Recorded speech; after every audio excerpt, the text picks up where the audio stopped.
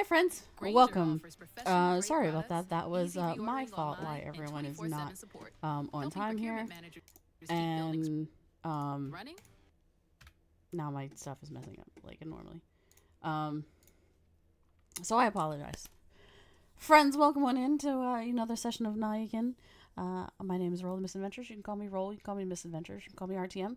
I had to chit chat with my players about I am very excited to be continuing with Crypt Crafters, and I have a much more kind of deeper role over there as well.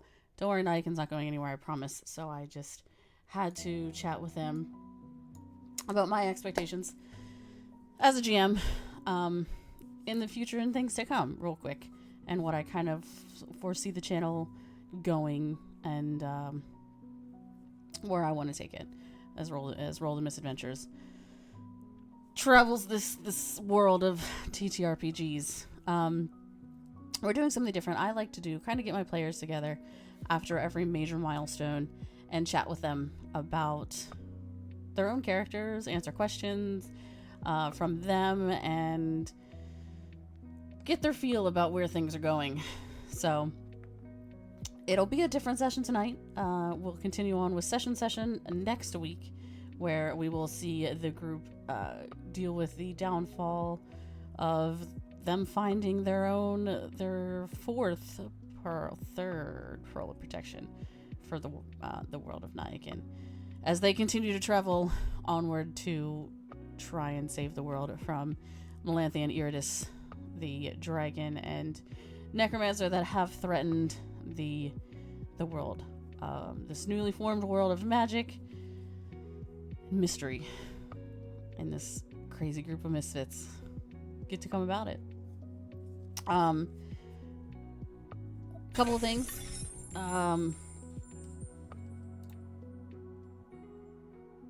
No hype train, Sora. Thank you for 48 months. That's crazy. Like I said, you can find me here on RolltheMisadventures. You can find me on Crit Crafters every Thursday, playing Taruk, #Charuk. You can also find me periodically on Wednesdays with running through Vecna Evil of Ruin with my co-DM Sora DIT, where we flip-flop who is running that session. Currently, Sora is the GM, and as well as on Wednesdays, Curse of Constantine over there on Sora DIT, which is his take on Curse of Strahd. And then Mondays running through with Mystic Val, running through her own world of Beloria, where I get to play Alina Greymore, the Earth Ganassi barbarian who has an interesting history, now betrothed to the one and only Zircon. So, let's go say hello to my players, shall we? What's up, guys? Put pants on. I am in my own house. I will not wear pants if I don't want to. Fair. Exactly. How's life? Cute. The camera stopped pointed low enough for it to matter. Are we on stream yet? Yes. Yes. Yeah, that's why she's asking. I'm just making sure. What And I'm also making sure that I'm muted, so I'm not gonna echo.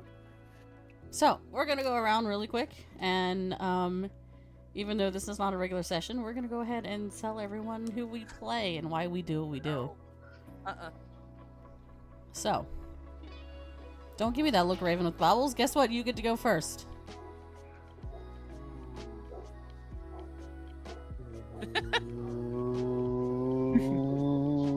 I play Maeve, Goliath Bard, who just does music. Where's my background? What'd you say? I was on the wrong background. Alrighty then. And I'm here every other Friday night. Listening to Turf tell our story. And kibitzing when I can get away with it. Nexor. Maximus, who are you and why do you do what you do? Hi, Mr. I'm Ponytail. Maximus.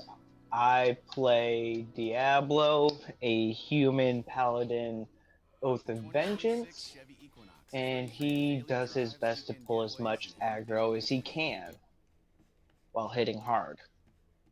Or hardly hitting, depending on, who you ask. Yeah. In the corner, Elfie the little fox.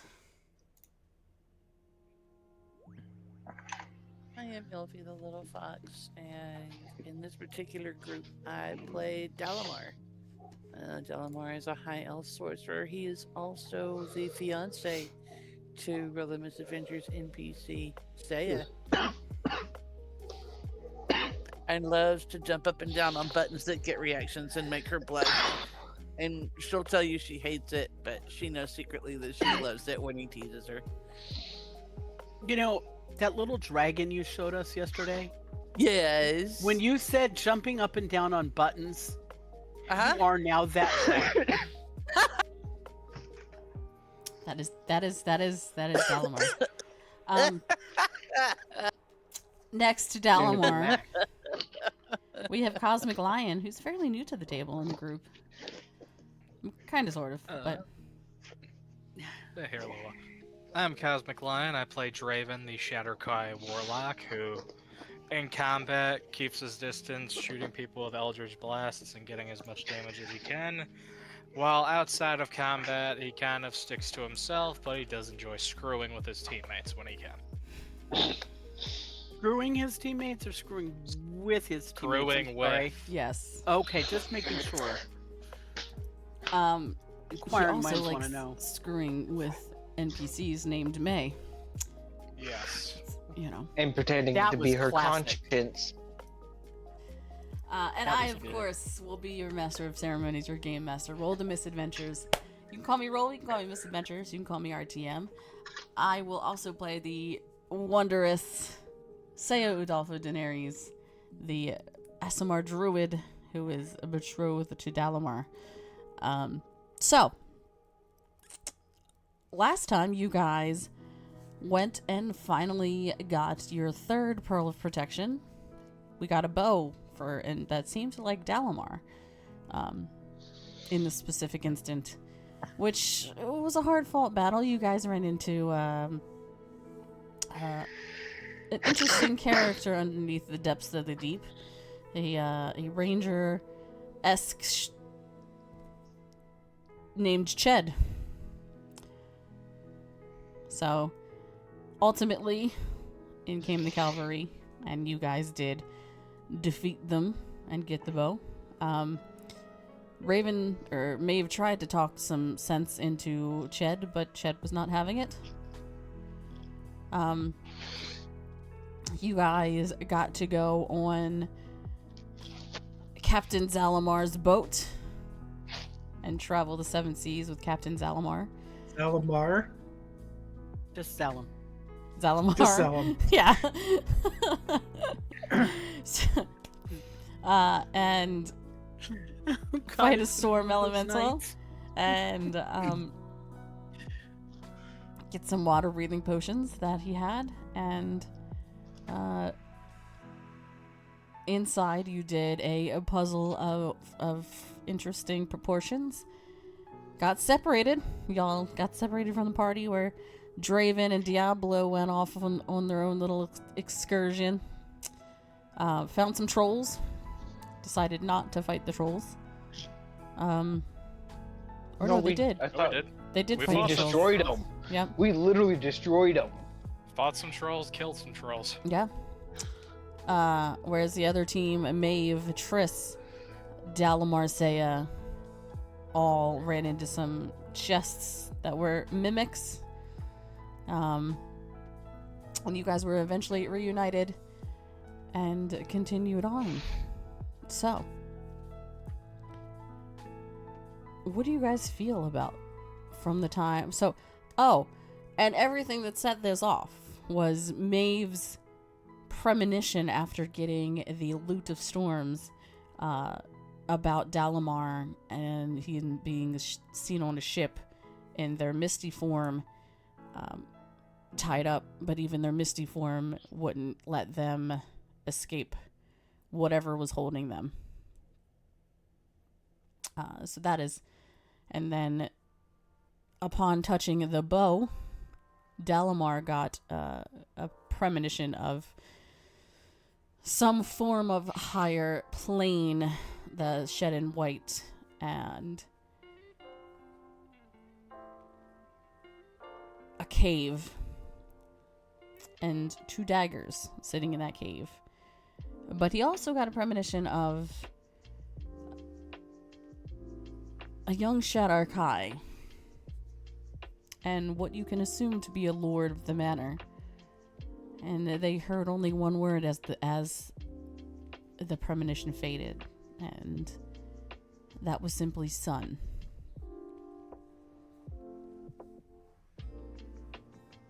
And then we ended. Yes, we have to travel to the sun and fight the sun elementals. So. And a solar dragon. Don't give me ideas.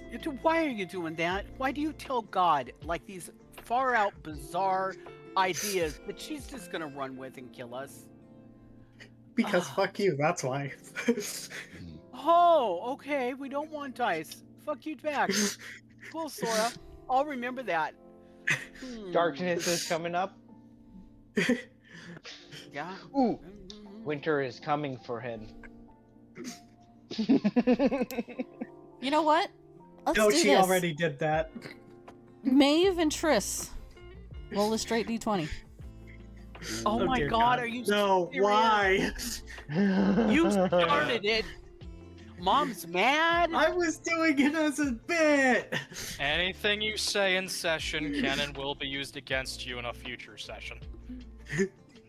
Depending on which DM it is.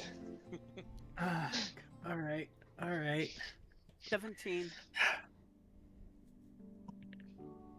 Could have been a D20. 10. I mean, it could have been a normal. Ooh, there you go. I beat your ass. Maeve, take a point of inspiration. Thank you. Neener. Mom likes me best. She does. Because, she bullied me because I kept stunning her enemies. And did that whole, Loki moment from Thor Ragnarok.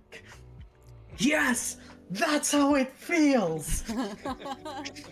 Look, okay. Look, I can't help it if this mother humper makes a freaking... I don't even know what Triss is. I'm so mad at her. That's how Monk. much. She's a monk, yeah, but I forget what kind of monk she is. 4 elements? Ascendant Dragon. Oh. Yeah. So, she has a stunning strike and literally can do it every 5 seconds. And I'm like, you know what? Babe? That's just regular monk. Yeah, Luna has Any that monk too. can do that. Yeah, well, it's awful. And I hate it. And, I needed to counteract it He's going to somehow. hate it. So. He's going to hate it. Because Kaz, for Curse of Constantine, is a monk. Which is fine. And, Look, I'm all for it. I love it. theoretically, I could actually do it 4 times in a single turn. Look, I love it when my players have fun with their characters. That's why you play these characters, right? That's why you come to a table. But don't piss me off. But it's so easy to do and so much fun. This is true. So sometimes I have to throw you for a loop and throw you some kind of lightning elemental that can't be stunned or paralyzed. And I'm like, now what are you going to do? Now you can't rely on your stunning strike to beat this guy. Babe? All I have to say is Shadow, Sleight of Hand, +20. Shadow's not in my campaign, so that's fine. Is the one that you and Sora are both DMing. Right. She's not in my campaign though right now at this current moment, so I don't have to worry about it. Yeah. And he's GMing right now that campaign, so it's not my problem. It's his. It's a problem. That's a problem for future Roll the Misadventures, and we'll figure it out when we get there. Okay. And her plus is going to keep growing as we level. That's a problem for future Roll the Misadventures. So, I'm gonna start with Draven.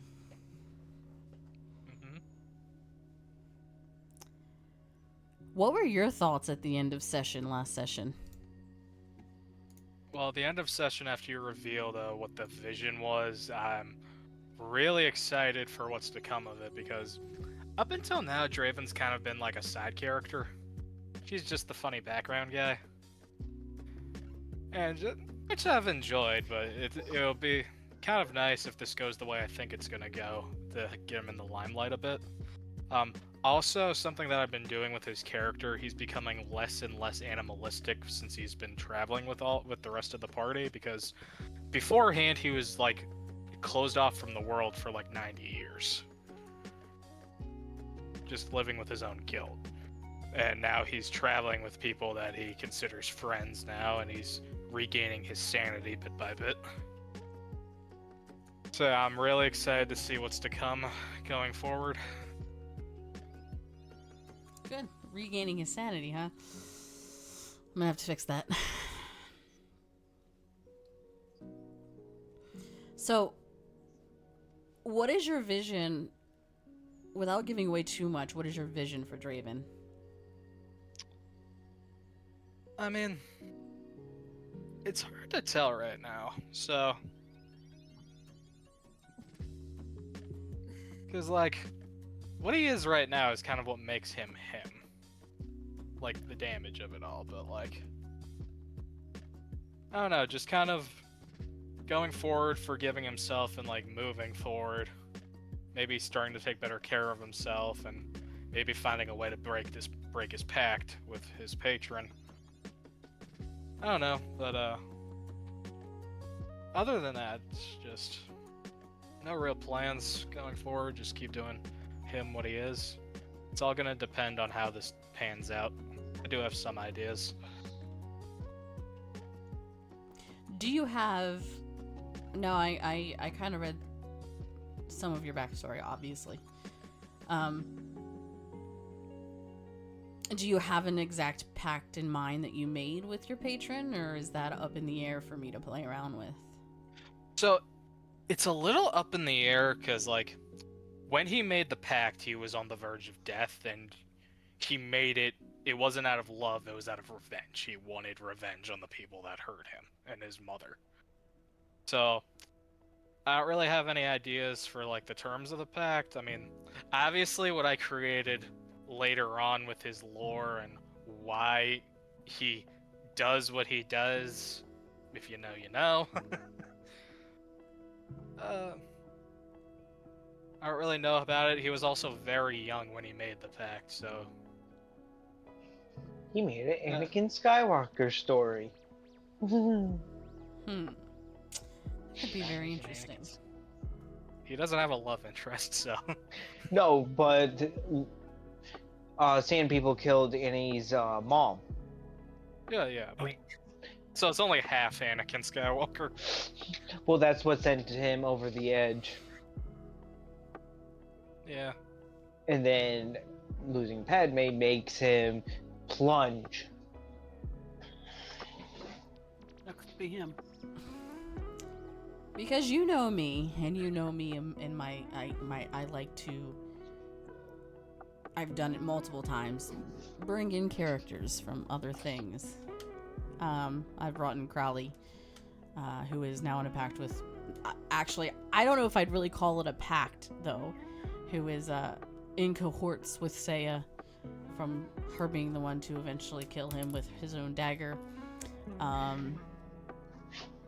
Which also then in turn didn't really tick off Odrin, but made him sad.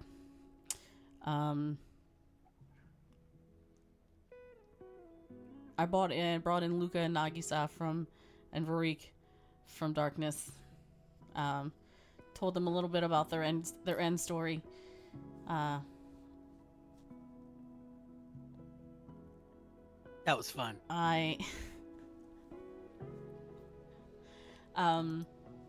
That was in between here too, I think it was. It's in between going to from Maeve getting the bow or from Maeve getting the loot to getting the bow.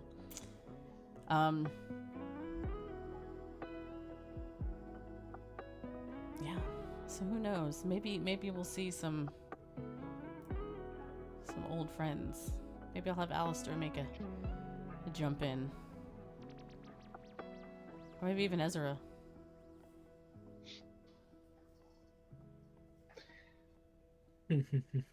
Well, just remember, if you do it as Alistair's way before, or is it? I don't know.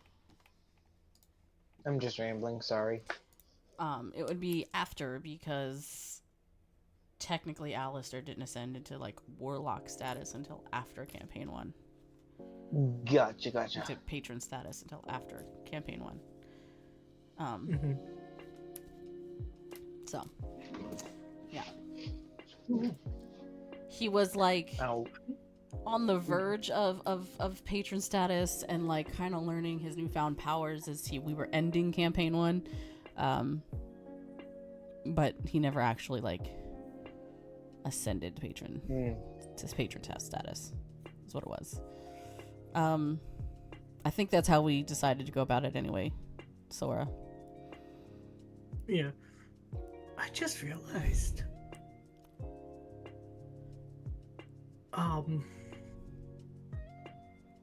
Yeah, Ezra's at patron status. He'd be an undead or undying, and that warlock would have to be very convincing to get Ezra to share his power with them, but in theory it could be done.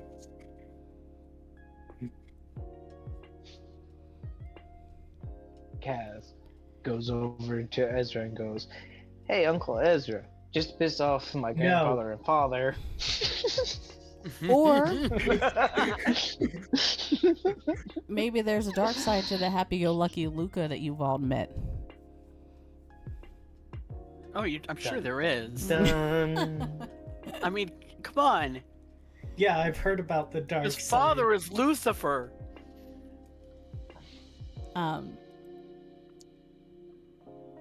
So what did you all think? I'm gonna go around with this one because I want to hear all of your honest opinions. I will start with Max, since I started with. Well, I didn't really start with Draven. I kind of just went directly to him since it involved him. What was your initial thoughts on Shed?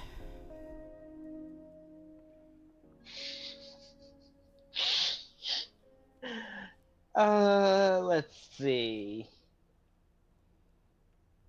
Squishy?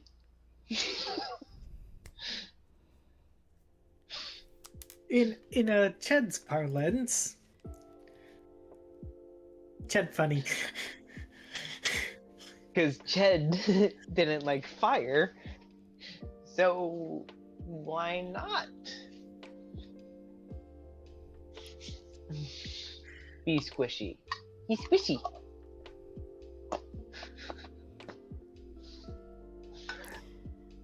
What about you there, Maeve? You had interaction with Ched. You had some convo with Ched, some RP. Player really loves Ched. Okay, just let's say that first of all. Maeve was very disappointed that it ended in violence. She's kind of not. I mean, since the stuff that happened with her village happened, and she knows about it, she's just like, Rodney King, can't we all just get along? but she doesn't feel horribly guilty because they did kind of give him a chance. She does feel sort of guilty though, because it started out and kind of escalated before she even tried anything. Ched's kind of a snot. Raven, you had a visitor behind you, but they walked off. Was it a dog or a person? Person. Okay. Let's see if I can find out who it was. About you, I think it was your son. Right. He's either got food or vapes for me, so I need to find out. What was your impressions of Ched? I said, in the parlance of Ched good. Ched good. And I don't think Elfie's back, so we'll go back to Draven. What was Draven's initial reaction to Ched? I thought he was pretty funny, just being that guy that's been underground for who knows how long. Didn't appreciate the fact he went after me in the fight, but he was funny. Good. So, and if I don't see Elfie back, What's up? oh, she is back. What was Dalamar's initial impression of Ched? Interesting.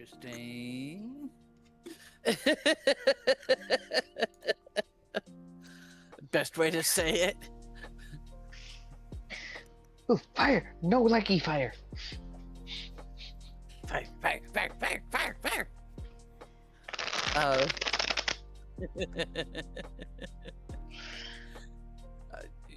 Very intriguing. I'm looking forward to more opportunities for us to encounter that character. Maybe there will be. Maybe there's discussion on between me and the GM of another channel to where we have the Ambo folk go after the misadventuring folk and see how they fare. Listen, I'm not saying that I am going to absolutely wreck their shit. But I am saying I can do 4 stunning strikes in 1 turn.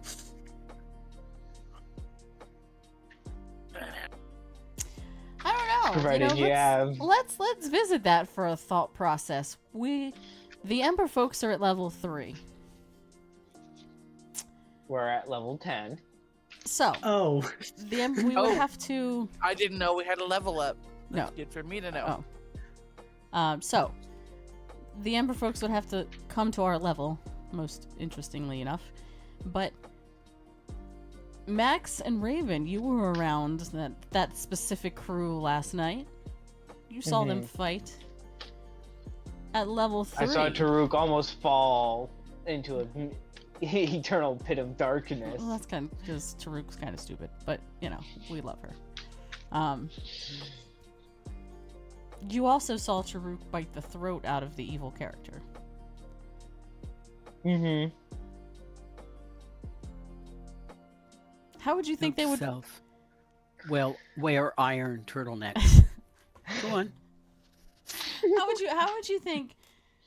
Level aside, equal level playing field, literally. How would you think that the Ember folk would fare against you guys? Depends on if we get a fucking long rest or not. Do we have our spell slots? That, just basic kind of questions there. I mean, yes, everyone would start at full health and spells and things like that. Okay. I don't think they'd be able to touch Diablo.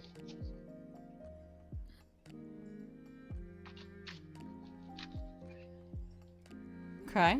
Interesting. Do you remember what Diablo's AC is? Base? Mm-hmm.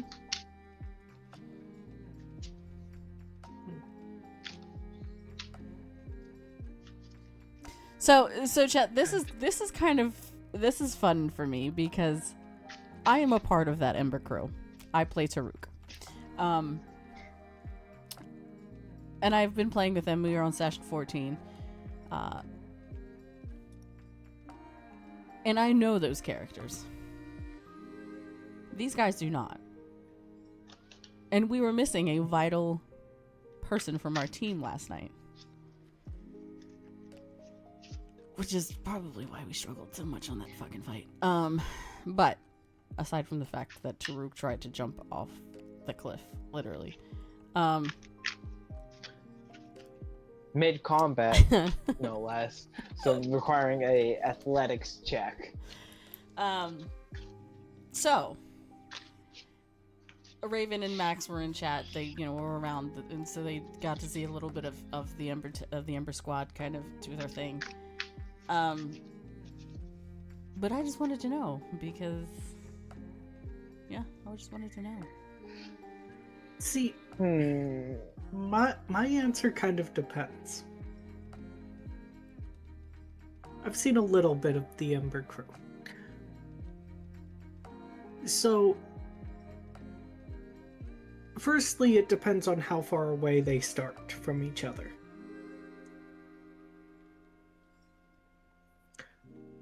Second, I think it would come down to what level, because like level 3 Nyakin versus level 3 Ember, I could see that going either way. And I think it all would come down to how well the parties work together to take down the immediate threats. That's a really good point. So what I'm hearing is basically the Ember team is absolutely fucked. Potentially. Especially if Diablo has his current inventory. I mean, not the Ember team, the Nyakin team is fucked. I'm sorry. As far as teamwork. We do pretty good. Honestly, probably. So how do we... Question to all of you then. How do we, or how do you guys think that we form this connection with all of them? As the Nyakin party? As the Nyakin party. Well, I was actually thinking about this. I think that when we do watch, that it should always be 2 people. Because there's no way to easily find out about each other in RP without that sort of, you're sitting there on watch. Do you guys talk? But it gives 2 people time alone to ask questions. I mean, I don't know basic information about almost everybody. Because I came in late. So, to me, that's like an ideal way to form bonds between the characters.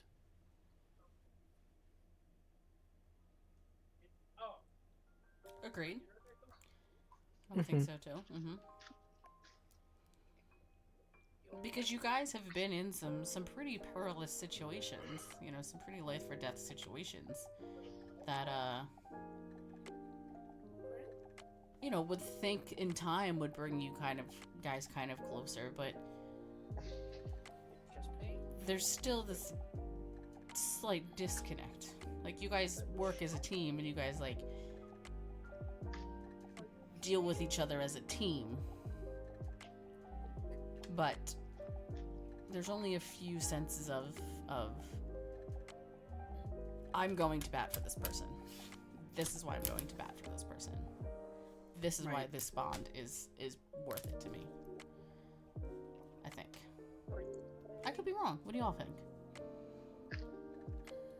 No, I think you're right. No, I think you're right. I think Oh no.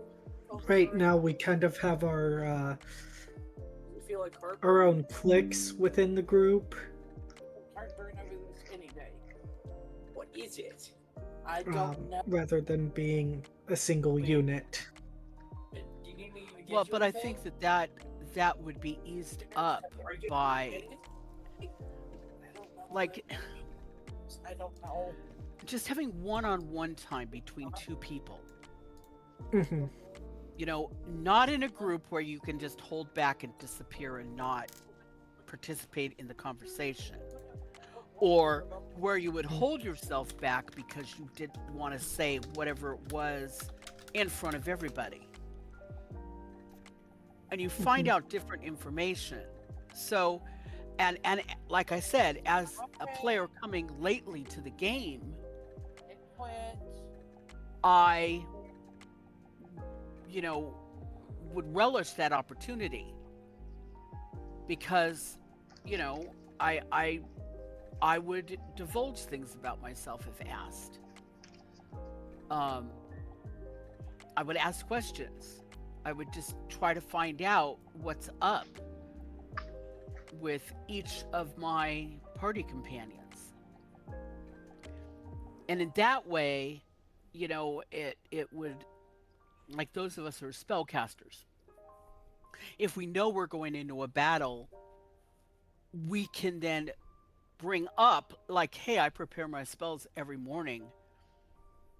What do you guys think about what would be the best thing for this battle?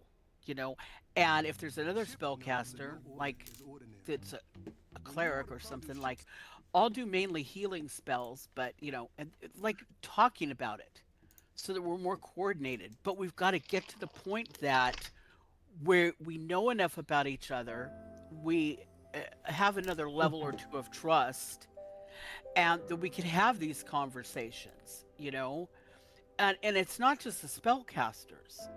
I mean, when I was running Witchlight, we have a very feral gnome barbarian who would get thrown across the river by the ranger because the current would carry her away. And that was hysterical, but it had to get to the point where they knew each other enough for them to come up with this brilliant idea about how to get her across the river. So not like how Harkin throws Shadow. No. So, unauthorized dice roll. Hello, by the way, has a question. They say, do you think that should be initiated by the players or the DM? What initiated? I think he's talking the like one-on-one RP shit. I don't think it matters. I mean, because if we've discussed it here and we kind of agree that might be a good idea to make our party more solidified and cohesive, then when Turf says, okay, who's on watch, two people can say, it doesn't have to be like a rule. I mean, I just sort of do that in my campaigns. It's like, oh, who's on watch? And who else? Like,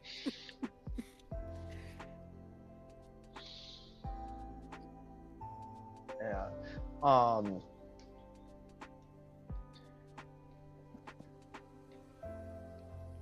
I think in my opinion, like a reminder when we go to set watch, that we do have the option to RP. But I also think, to some degree, is also on the player as well at the same time. Yeah. Like, it's on the player's side of like developing their character story, formulating questions that they want to ask the people that they're on watch with. That is on the character's player side Mhm. of it. That coin.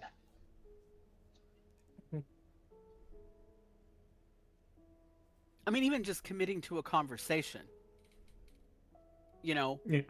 if you don't have like questions already thought up, Mhm. having a conversation can often lead you to questions. Yeah. I already know that Diablo has asked Maeve to help him study the arcane arts. Right. And then he was planning on who was it that we were thinking of for the other stuff?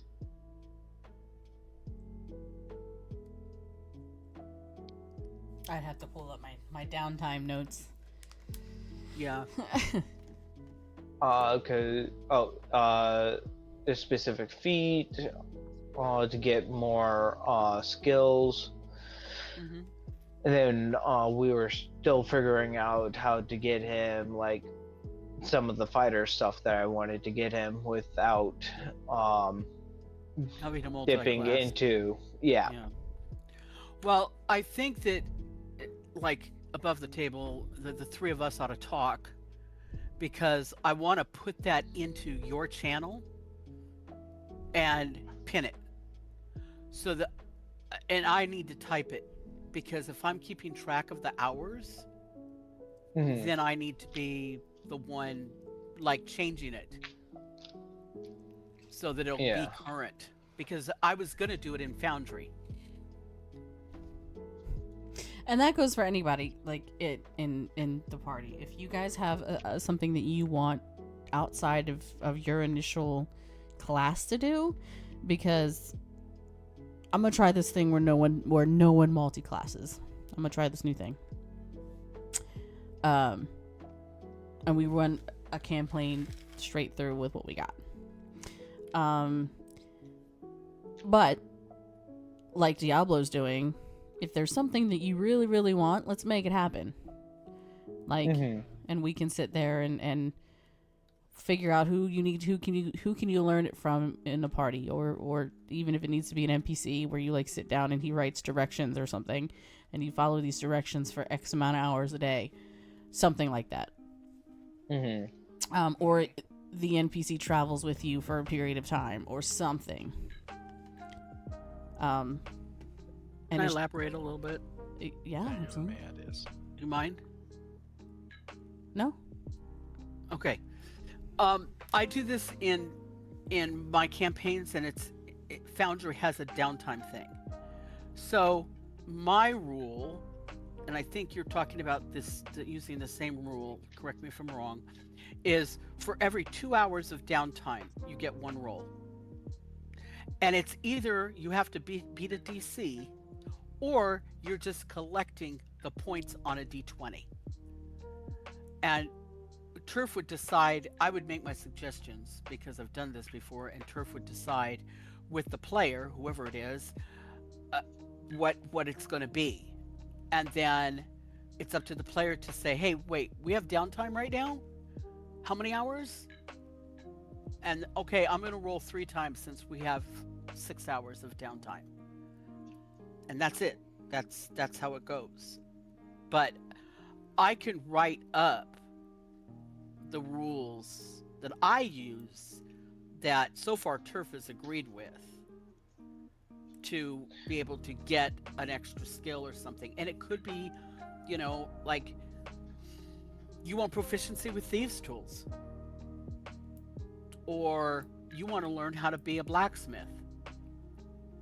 We've lost a wheel off our cart one too many times. You want to be a cart, right? Yeah. But, that kind of stuff is totally doable. I mean, you're not going to get a whole nother class, but hey. Yeah. which reminds me, on the boat ride, if it's okay, how long was were we at sea for? Because I was thinking of one roll On the for boat? each day. Yeah, I think it was like a day or two. but that's only it. Okay. I didn't actually do. We didn't actually do the ride back. Because Yeah. So We skipped ahead. yeah. Right? But I think it was like a day or two. So yeah, we can do 2 rolls Okay. for that if you want. Yeah. Just one roll per day that we were at sea. Yeah. That's fine. Absolutely. I don't have an issue with that. We can do that all. Okay. Yep.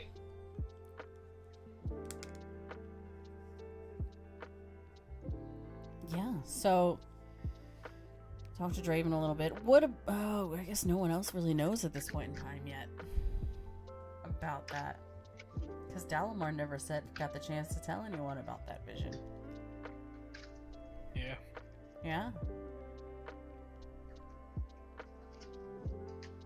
Is Elfie here?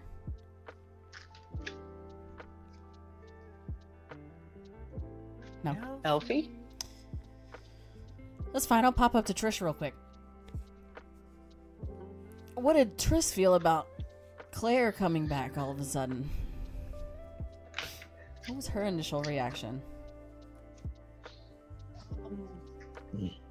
Honestly, I'm kind of surprised Triss didn't end up smacking Claire.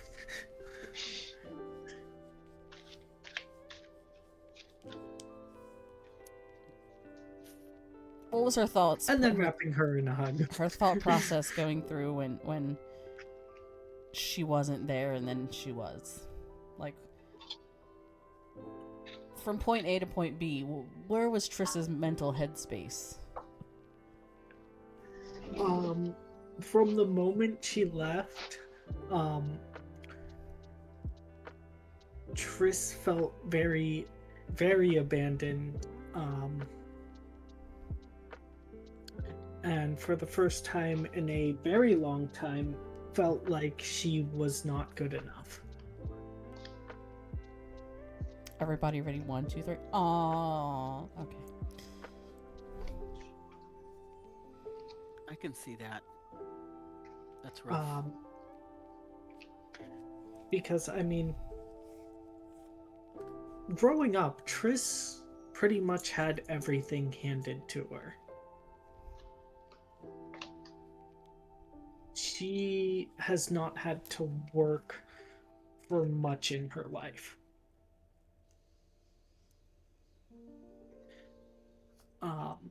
And so to have someone just leave with no explanation, it brought up a very familiar feeling of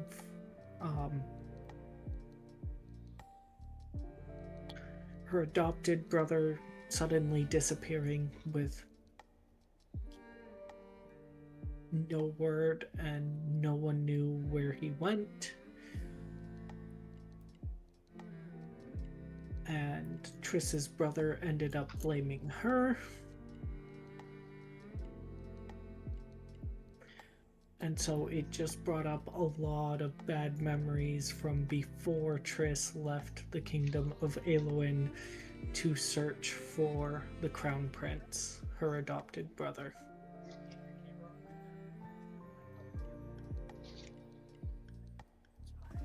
Fair enough. What did the rest of the party think about the return of Claire? Oh, Thought she you're was back. there the entire time. Draven's like, oh, you left? Oh, my bad. Look, there are 3 gingers on this team. It's hard to keep track. This is true. This is true. Especially to a guy who's blind in one eye. There's also 3 characters with D's in their name. I have Draven, Dalamar, and Diablo. Triple D's. What can we say? But you're welcome. All of which I end up Cosmic? screwing up. Are you trying to tell us that you're busier than a one-legged man in an ass-kicking contest?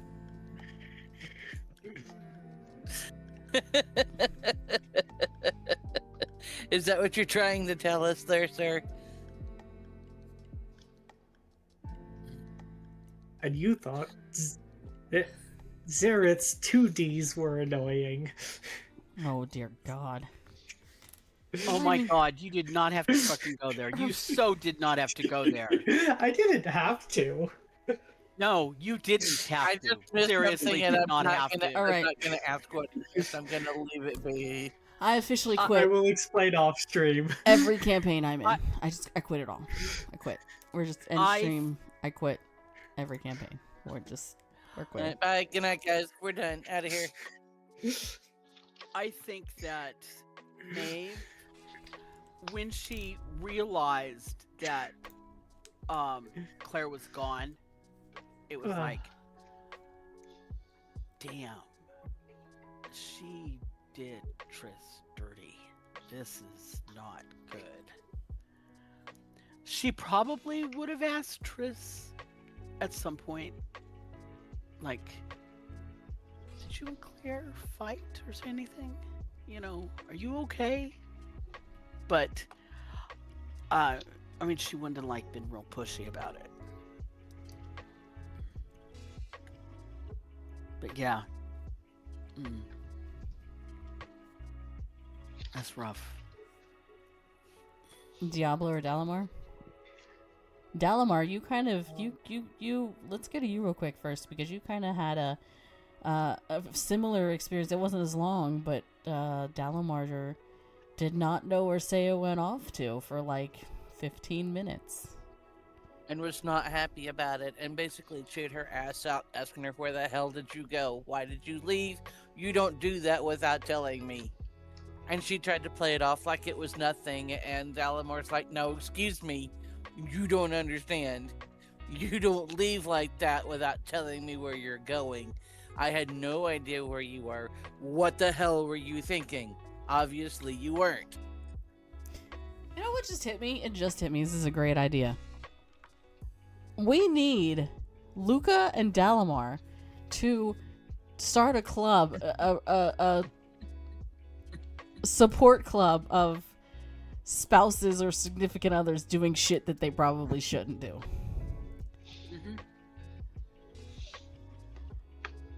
Which is funny. Oh, and Ezra's gonna be in there as well. I mean, let's be honest. Which is funny because Dalamar and Luca are both connected to one of my characters, so maybe it's just me. It is. I'm sure it's you. Playing these rebels who don't Oh, if we're gonna talk about spouses think or ahead of time. significant others doing things I probably shouldn't, shall we flash back to another campaign that two of us in this group right here were in, when Lisa basically got up in the face of a prince of heaven and said, "What, does it really not matter? Are you really that clueless about how much I care about you? Does it really mean nothing to you? Really? Like, Yep. literally up in his face, yelling at him. And the night it happened, I sat here going, he's gonna kill me. I'm gonna have to make a new character. Liska's gonna be gone. Liska should probably be in that club too as well. Yep. Luna might be in that club. That was really the only thing she ever really did that probably easily could have gotten her killed. Hey, they ended up married and had kids, so I mean, you know, could have gone a lot worse. Yeah. No. See, in that club, Luna and Alistair alternate weeks attending. It depends on the day. What day the meeting day falls. Yeah. True story. You know, I'm sorry about disappearing a little while ago. I had something kind of scary happen, and I'm sorry if it got on my headset. I meant to mute, but I'll explain more off stream. No Yeah. problem at all. No worries. I think I also love the dynamic between Saya and Dalamar. Because if you're really honest about it, they pick on each other. She gives as good as she gets most of the time. Giggity. Although he has my. Damn it, okay. he has fun making her blush and making her speechless, but she's also got him a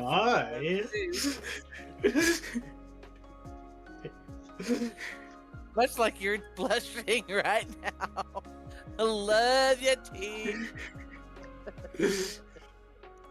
Look, there are very few campaigns in my life right now where my character is not attached to somebody else. I have Taruk, who is not attached to anyone in Ember.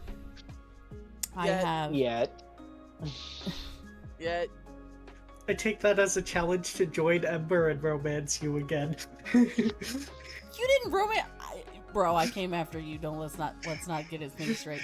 Alina totally came after both Zircon and Damon. I'm just saying.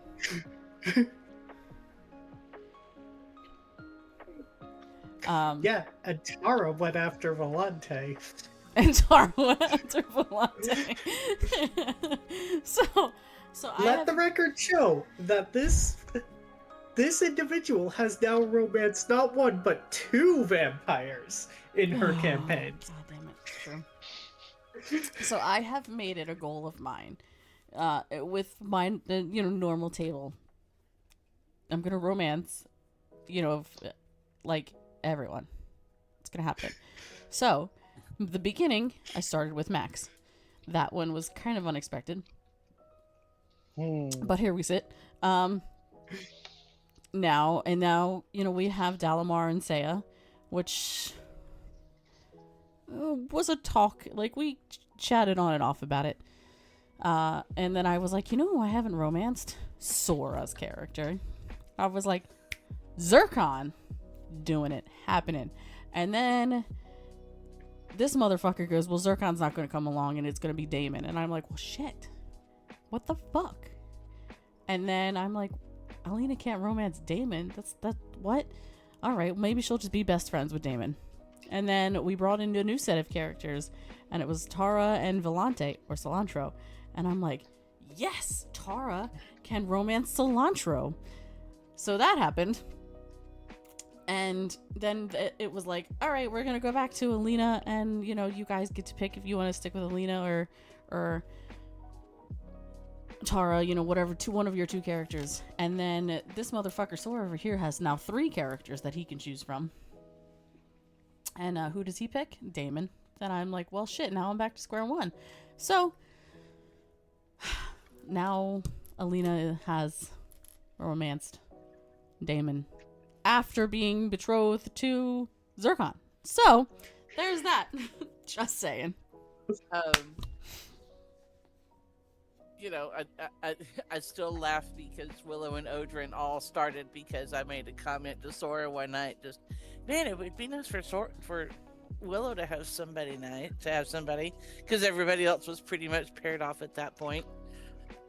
And then Lucian comes along and is like, I gave you Odrin. You're going to have to work for Lucian. Little did he realize just how hard Liska would work on Lucian. It's been interesting. And I still laugh at how Dalamar came into being, because Dalamar the original was much more of an ass than Dalamar 2.0, at least so far. Oh, he absolutely was. Absolutely. And that was all Terse doing. Do a character completely different from anything you've ever played, and you cannot write the backstory. I get to decide that. I don't want to hear it. I can't say all of you. 3 of you. 3. Because surprisingly and shockingly enough, Cosmic and Raven weren't around at that time. I made a mini campaign because somebody, not going to mention any names, Sora DIT, was like, oh, you want to learn to GM? Absolutely. Here's the book. Go. Cosmic. We're innocent. Yeah. How'd that happen? Beats me. I don't know. Go have fun. So what does this new GM know? Nothing. I know nothing about anything. The only thing that I know is literally Critical Role. That's all I know, because this is why Alistair and Luna came to be, because Captain Jackie showed me a clip from a love potion that happened on one of their live shows, and I at that moment in time felt in my heart of hearts a connection with Percival DeRollo. I was like, buddy, I understand you. We have a connection. Like, I get it. Like Scanlan and Percy are Luna and Alistair at this point in time. And I understand you. So I started watching, and I, fell more in love with Percival DeRollo. So what do I know? I know Whitestone, and I know Percy, and I know the Briarwoods. So I'm like, all right, well, I'll just do a whole thing about Whitestone and, around Percy and around that whole thing. So Percy, who is not my character, it's Taliesin Jaffe's character. It's not mine. I bring him in as an NPC guide, whatever, in Whitestone. These three motherfuckers go, oh, well, let's just bring Percy in anytime. And guess who's playing Percy? Hey, Roll, you want to bring Percival in this campaign? I'm like, the hell? So, somehow the fighter gunslinger became a part of my daily life. And I don't want to hear it. You're not complaining. Hashtag not a critter. You all have no proof. The fact that my dog is named Kingsley Tealeaf means nothing. Right. I know that's part of your reality, but it's not part of anyone else's. And that little shit, I love him. I know we're getting off topic, but he's like the apple of my eye. He's so funny. He's like, he is learning how to dog because he can't dog correctly. And we're teaching him sit, stay, come, down. And Nanny will go downstairs and she'll go, give him the commands and he'll go do it and she'll give him a treat. I go give him commands and do it, and he starts barking at me. Like, I come down the stairs and grab some treats, and he'll start doing commands, and I'm like, I don't give you commands unless I tell you the commands, or I don't give you treats unless I tell you commands. And he starts barking at me. He's like, where the fuck is my treats, woman? I'm like, I haven't told you to do anything yet. He's like, yeah, but I'm sitting and I'm downing and I'm doing the things that I'm supposed to be doing. And I'm like, no, sir. No, this is not At how least this that's goes. better than my dog, who just goes and brings things to us and thinks it's currency to buy the treats. Look, I picked up a stick. Where's my biscuit? At least he understands commerce. Yeah, my daughter taught trade. her that, and I'm not impressed. Because, it'll be like a blade of grass. What the hell is this? Ew, it's slobber with a piece of green stuff in it. What? Or it's like a stick that won't fit through the... Oh, we had a desiccated snake carcass brought in. I gotta find you that picture. Oh my god. And where did she set it? On her bed. Love it. I could not wash that thing enough. Love it. My dog once brought in a snake that was still alive. That's even worse. That's worse. Oh, I've got to find this for you. Yes, it is absolutely. No. So, but yeah, but I digress. So, the only characters that I have that are not is Taruk and Silencia, Venlith, and Arlen are not involved in anyone in campaign. Everyone else, has somebody. Nagisa's involved with Luca. Yay! Alina's involved with apparently everyone. Saya's involved with Dalamar. Alistair and Luna. Vala is involved with Trina. Lorenza doesn't understand what's going on in her head with Garland. Like, yeah. So, who knows? Maybe hashtag Charuk will be a thing by the end of Ember. Who knows? More than just friends. More than just hashtag Charuk friends.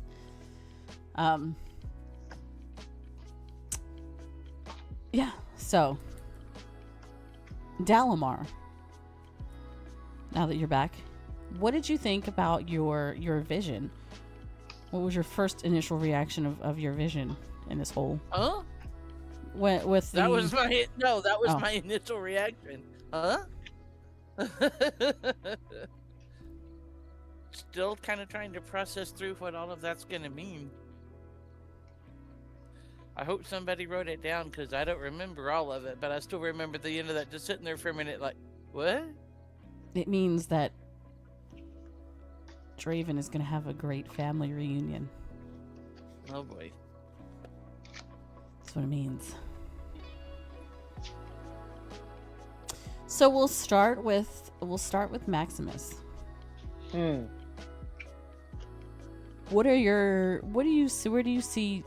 Where do you want Diablo to go?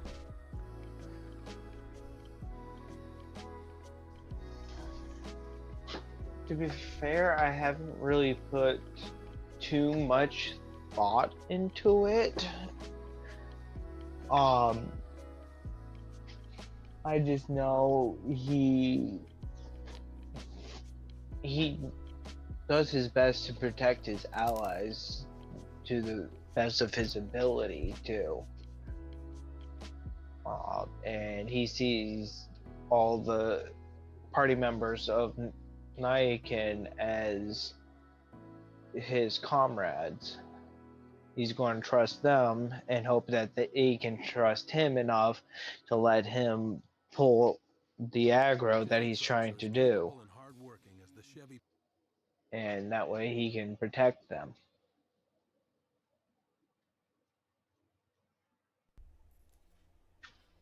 All right. Raven, where do you see Maeve in 5 years? Well, hopefully by that time she'll find out if any of her family are still alive. Including the guy she was in love with. That's right, she saw him once, supposedly. Yeah, but she's not believing that was him. So it was a likeness she thinks she saw. Yeah. That's what she thinks. She's not. When she was separated from her party members in the Fey Realm by the Wall of Fire. That Triss just fucking walked through like it was nothing.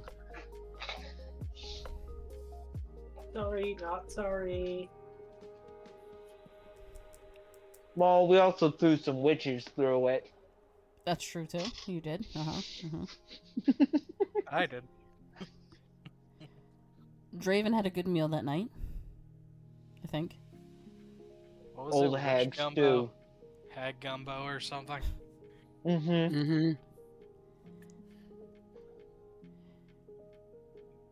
What are your plans for Triss? Any plans for Triss? Anything you want to see for Triss?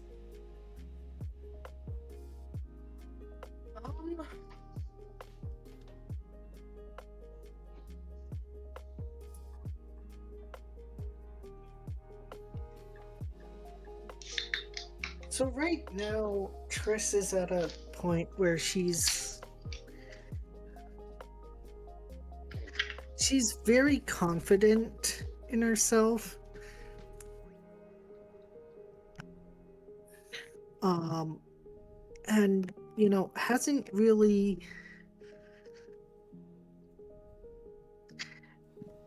had anything that's made her question herself and her abilities. I know it's coming. But there is definitely, in my mind, there is going to be a moment where she's humbled and she can't handle it by herself. And she has to ask for help for once.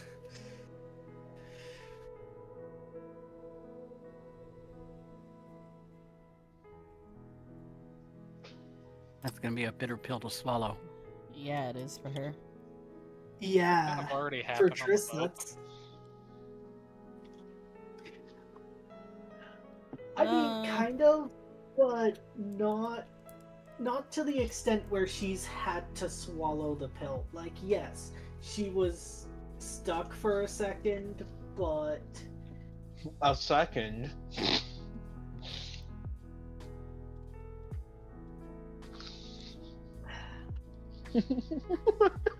Yeah, that My paralyzed point feels. is that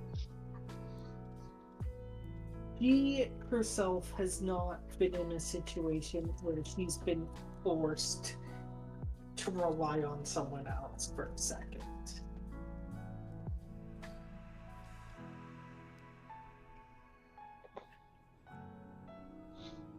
Up until now, she's been pretty self-sufficient.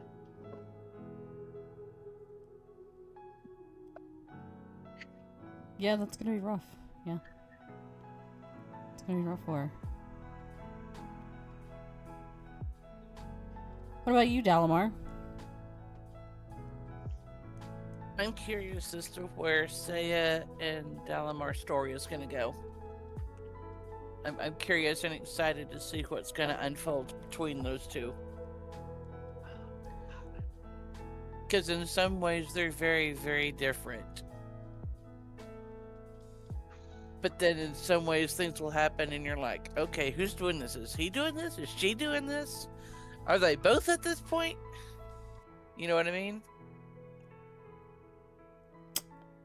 GM would also like to know where the story is going because she's just kind of winging it.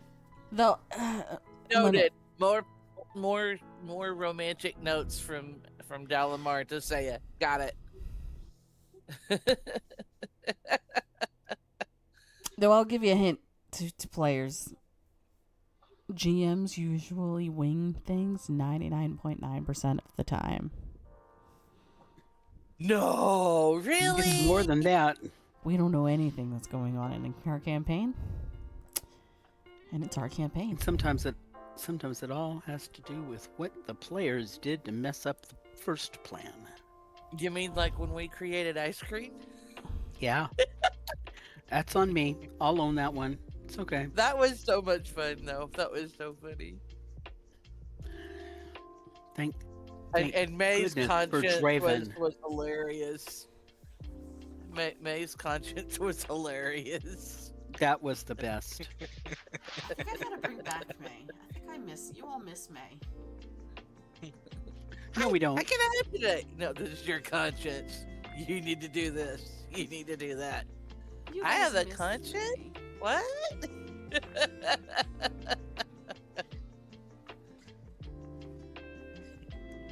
If you had, and Cosmic, I don't know if you played before this, you came into this group and kind of started hanging out, but you can absolutely pull from there if you did from other campaigns outside of starting here. Your favorite characters don't have to be an Nyakin. Can be from any campaign you've played. They cannot be your character. I want to know because, and I say that because I'm gonna straight up tell you right now, mine is Avar. Avar Kildra is my favoriteest character that I've ever fucking met in my entire life. I love that fucking dragon. Love him. So this is the first campaign that I've played that we actually followed the rules and didn't kind of just make up stuff because none of us wanted to take the time to learn. But me and my friends did a campaign for a little while. It was kind of like D&D meets Star Trek. So, like, instead of traveling to countries, we're traveling to different planets. Isn't that Spelljammer? I don't know. That's just Spelljammer, but with extra steps. Anyway, the character I made on that one, I don't know if I liked him just because of the ideas I came up for his concept or whatever. His name, and like I said, we didn't follow any rules. We kind of just, it was like when you watch the Yu-Gi-Oh anime, the rules are what you can convince the other player it is. So like, we all made up our different races and like messed with classes and stuff. So I invented one called a blood elf. I'm not sure if that's like an actual thing, but I think I got it from a Skyrim mod. Anyway, just Sounds about right. Yeah. I mean, nowadays I know that there are spells in D&D that kind of do this, but it's like he would use blood magic and he'd injure himself by like slicing open his palm or something, and then he just shoots something at somebody. Yeah, that. Yeah, I mean, other than they made something now for that. yeah, this was many moons ago. Anyway, like Draven is definitely my favorite character I've ever done. Just because of the chaos of it, but like, I did like doing that one just because I got so lucky on dice rolls, and there was a running joke that we made because another friend of mine was playing a ranger, and he got so unlucky with attack rolls in combat. Instead of saying he was missing, we started saying he bought defective arrows and they just kept crumbling when he tried to shoot them. Oh my god. All I can think of is he draws like a ash arrow, and as soon as he releases the string, playing dust. Sora, Mm-hmm.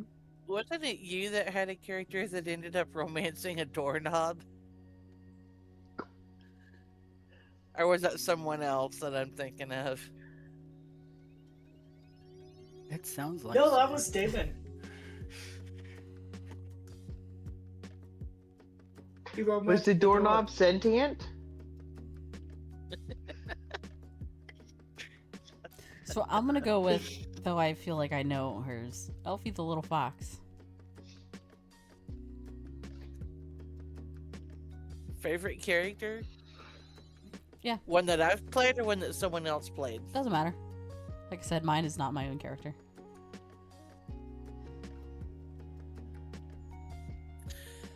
It's got to be the original long, white-haired pretty boy. It's got to be Odrin. Okay, guys, 1, 2, 3. Aww. And Sora didn't have his cam on, so I didn't get to see in real time his reaction when I said that. Darn it. That's because Sora was away from his desk. Okay, now your reaction when you heard who my favorite was. Not that it was a surprise, but anyway. Aww.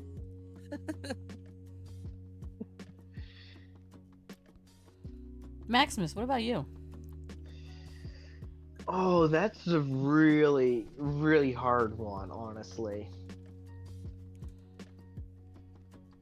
Do I go with the one that nicknamed Captain Jackie's character Squishy?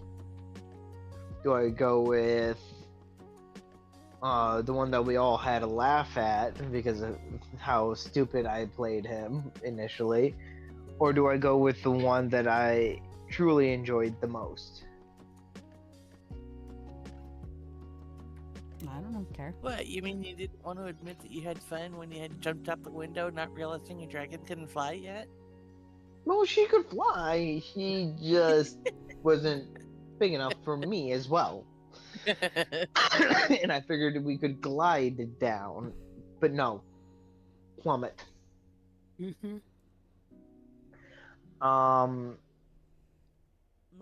I would have to go with the character version of Luna that I made. The shadow touched monk druid of, I think it was the circle fire or something like that. Because it just clicked, and it also brought you and I closer together. Roll.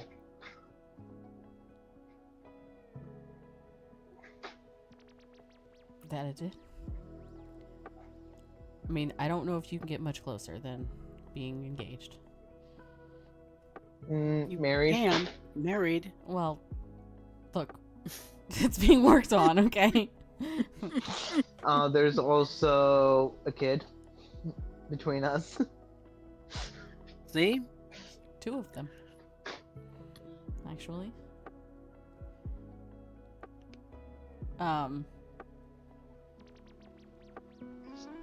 Sora, Yes. favorite character. Doesn't have to be one of yours. Okay, And mine's I have a couple different answers.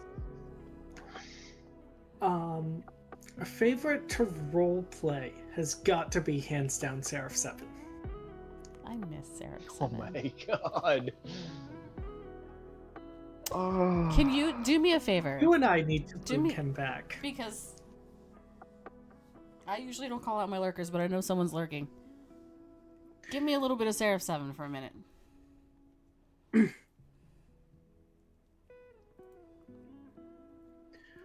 Target acquired.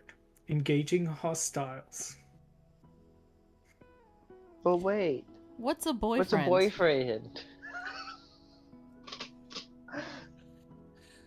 Clarification. Boyfriend. Oh, brother. A male friend that one experiences a close connection with, and usually involves sexual intercourse. What sexual intercourse?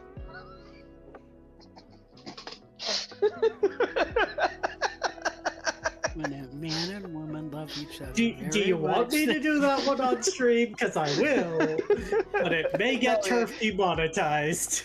No, that was the part of the whole thing for So- it. Seraph 7.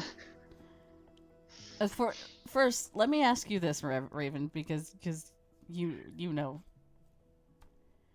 Who does Seraph 7 remind you of from that little snippet?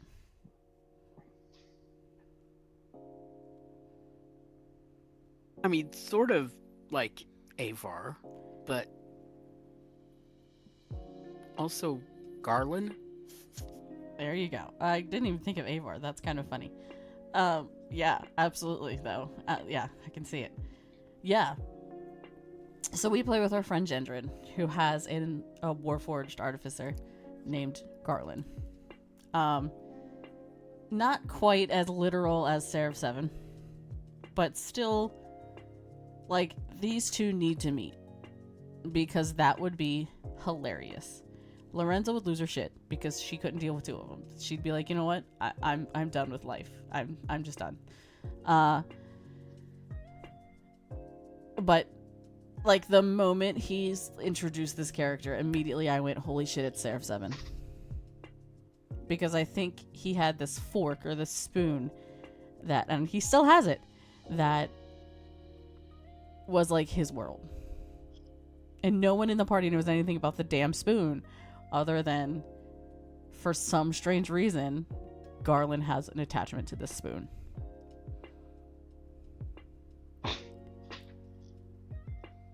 This spoon This is the is my mightiest of favorite spoons. eating implement. But y'all don't eat. But you don't even eat. Precisely.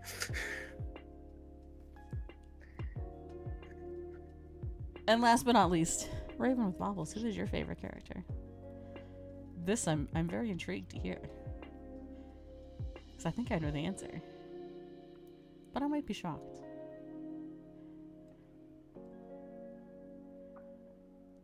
We do need to talk to her about bringing Seraph 7 back. That needs to happen. Is Raven here?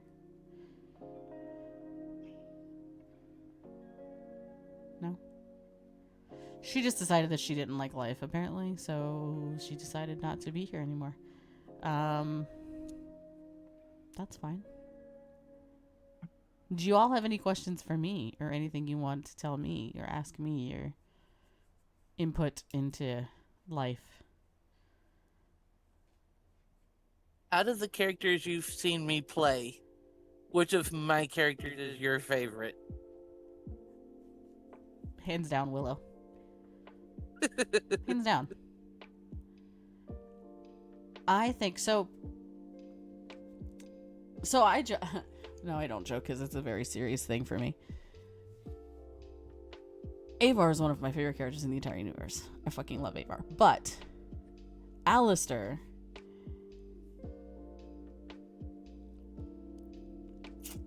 has a spot in my heart that no other character will ever have. For obviously numerous reasons. Alistair's not my character. He belongs to Vivian Madrino. But Creator of Has Been Hotel and Hell of a Boss, of which where Luna comes from. Sorry. But I got the honor and privilege to transport him into the D&D world and make him a sorcerer bard, where he met his good friend Willow.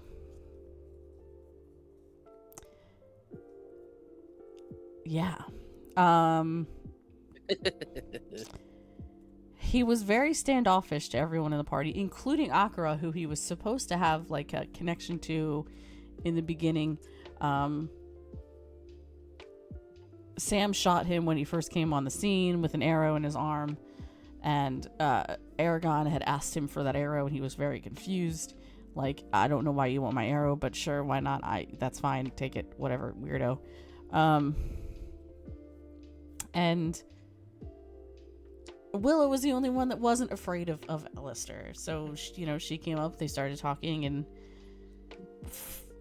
got together a very interesting relationship, a very interesting friendship. Which in turn ended up pissing off his own wife, because on Willow and Odrin's wedding day, Alistair had walked up to Willow and wedding reception, yes, started nudging her and like pet my ears, because that was their thing. And of course Luna is like, what the fuck? I'm confused. But growled at my own reception. Yeah, she was growled at her own reception. So I think that Alistair has kind of a special place in my heart, and always will. For some of the conversations that were had outside of sessions between Willow and Alistair were absolutely hilarious and so much fun. Yeah. So. And then she pulled another fast one at Willow and Odrin's wedding reception, and a mysterious sister shows up, or half sister shows up for Willow. And Turf and I got to talking one night, and in about half an hour or so, we had a backstory hashed out for her. Oh yeah, I had never.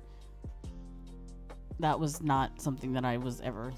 So that is where actually, what is her name? Because I totally forget her whole fucking name.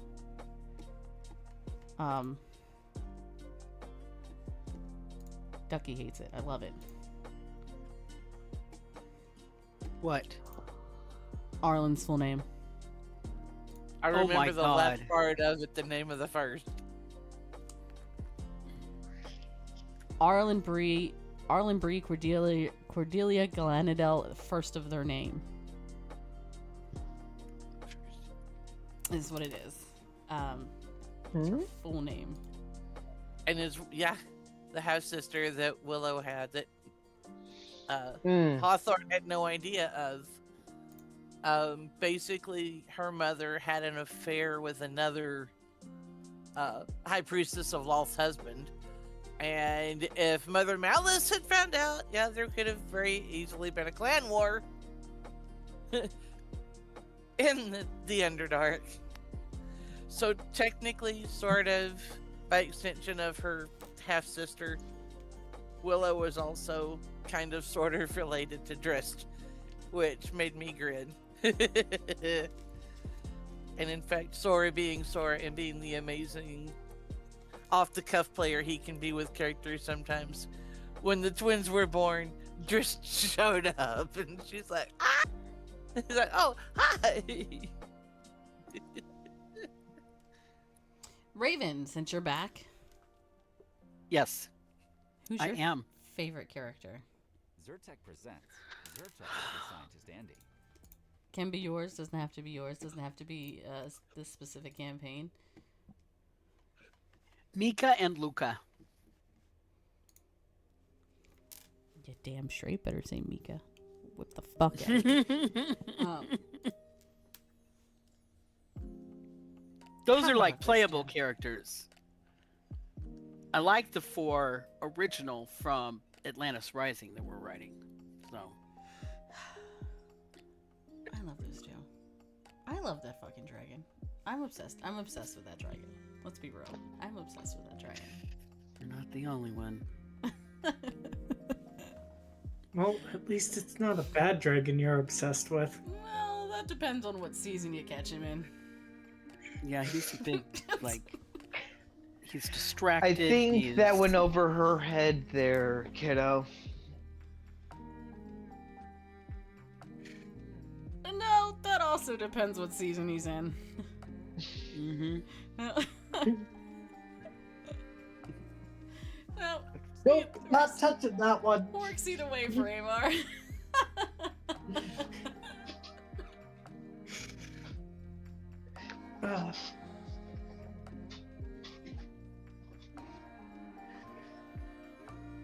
Anyway, I'm going to get out of my own head with my thoughts now. So, That'll be Hey, interesting to giggity. watch. Look, I'm obsessed with a dragon named Averlix Kilgraf, okay? I'll admit it. I need a support group, okay? God. Oh, you're getting one soon.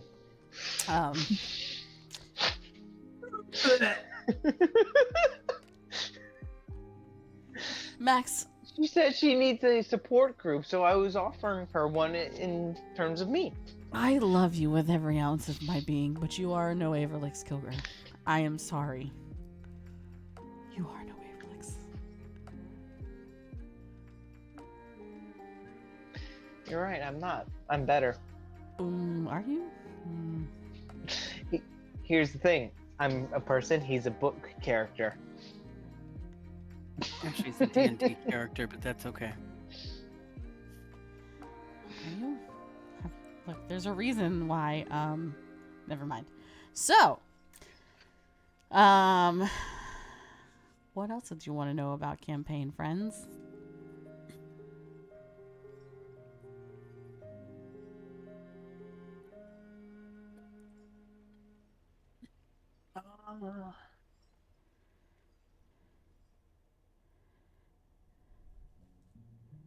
Do you have any plans to bring in an enemy that deals poison damage? Yes. Oh, cool, cool. I also have plans to, murder Triss with her own brother. Paralysis. I also have plans to, have Triss then come back and actually be Draven's warlock patron. And, have plans for Maeve to... You know what? We'll give Maeve a happy ending. Maeve can go off and find the actual love of her life that she's been looking for and live to be old and gray. Speaking of, I should probably send you those sheets soon. Draven is going to burn the world down. And... That doesn't surprise anybody. Nope, that's why I said it. Dalamar is going to take Saya into the Shadow Realm and Just lay her. we'll figure things out from there. Diablo is going to live as beggars the rest of his life. A beggar. Uh-huh. Okay. which might be all of 4 seconds before Draven burns the world down. So there's that.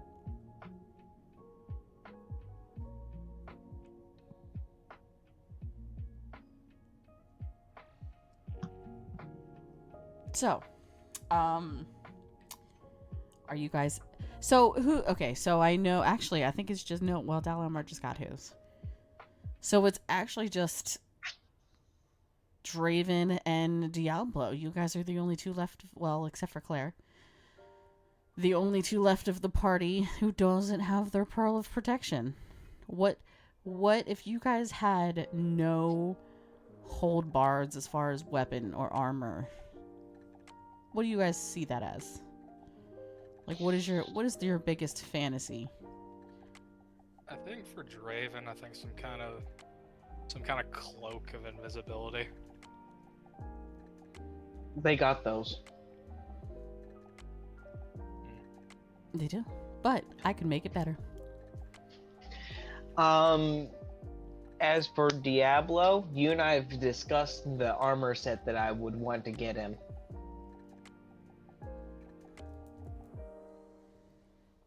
Wow, y'all look kind of small fries. All right. Well, here's the thing with it. That armor set, it's like it would be like a D100 roll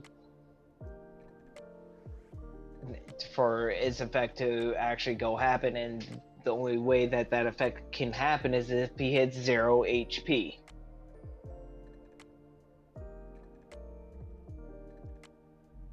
The thing with Draven is he's kind of a one-trick pony. Yeah, that's fair, true. Dude, Draven with a cloak of invisibility, that would be fucking hilarious. Oh, what would also be funny is Shadow with a cloak of invisibility. No, she doesn't get that. Ever. You're right. I believe she has a cloak of the bat right now.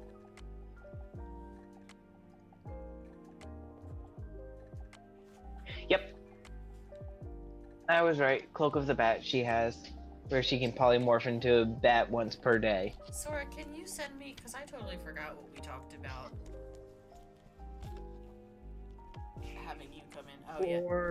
For the next part.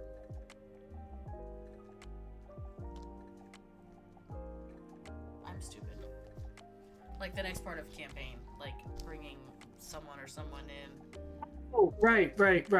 Yes, I remember now. Good, because I don't. You wanted me to bring one, possibly two, to talk to someone. Found it. Right. Oh, okay. So that was it. To talk to Saya, or okay, to talk to Saya. Oh. Okay. I found the desiccated snake carcass. Aren't you all excited? Oh, that's what you've been looking for this entire time. Uh-huh. Oh. Because you needed to see it, because I said it.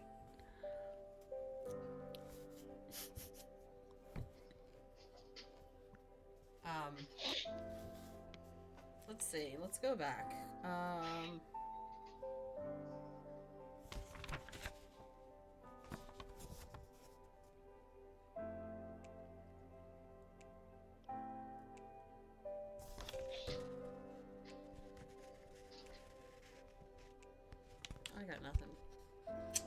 I got nothing.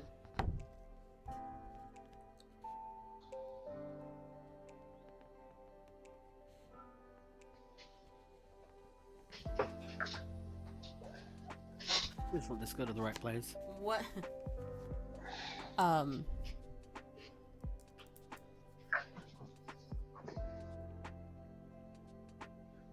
Where do you...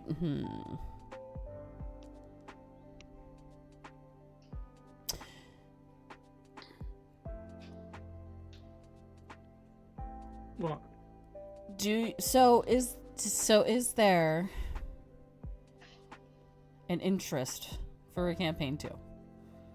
We are not there yet. Oh, absolutely. Obviously. We Yeah. are not there yet. Yeah. I'm all for it. Would you guys like to... We have a bit to go, guys. Calm down. Would you guys like to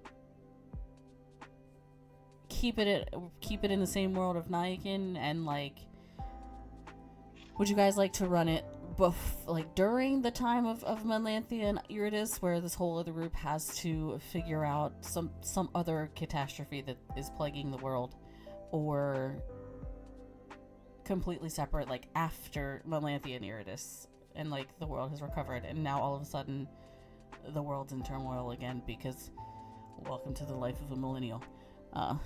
You know.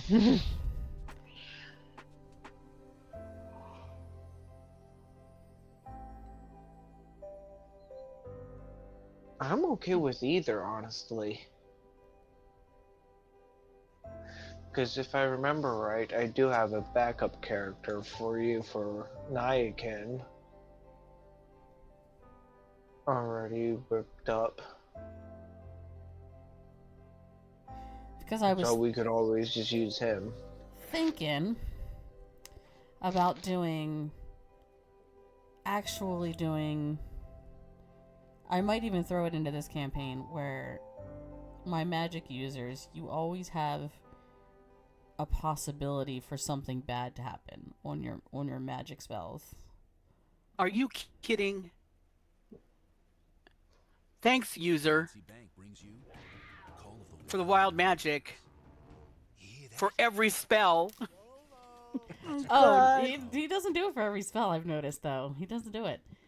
He rolls to see if there's a wild magic surge. Oh, yeah, you can thank user for that. Absolutely. I specifically made a character that does not do magic. Specifically for that campaign. I homebrewed so much stuff to get around the whole magic thing. And here you are. Let's just add this in now that you've all got your characters. Oh my god. Oh, turf. So the funny thing is, though, user and I started talking about our campaigns basically around the same time, and we were spitballing ideas back and forth to each other. So I knew Arganthan was going to be this a wild magic world.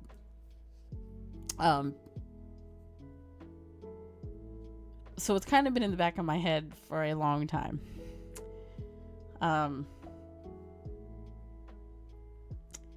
What y'all didn't know was that, actually you might have, Raven, because you might have been there when we were chatting about it.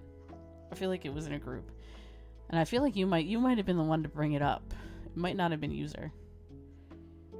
A party of one specific class.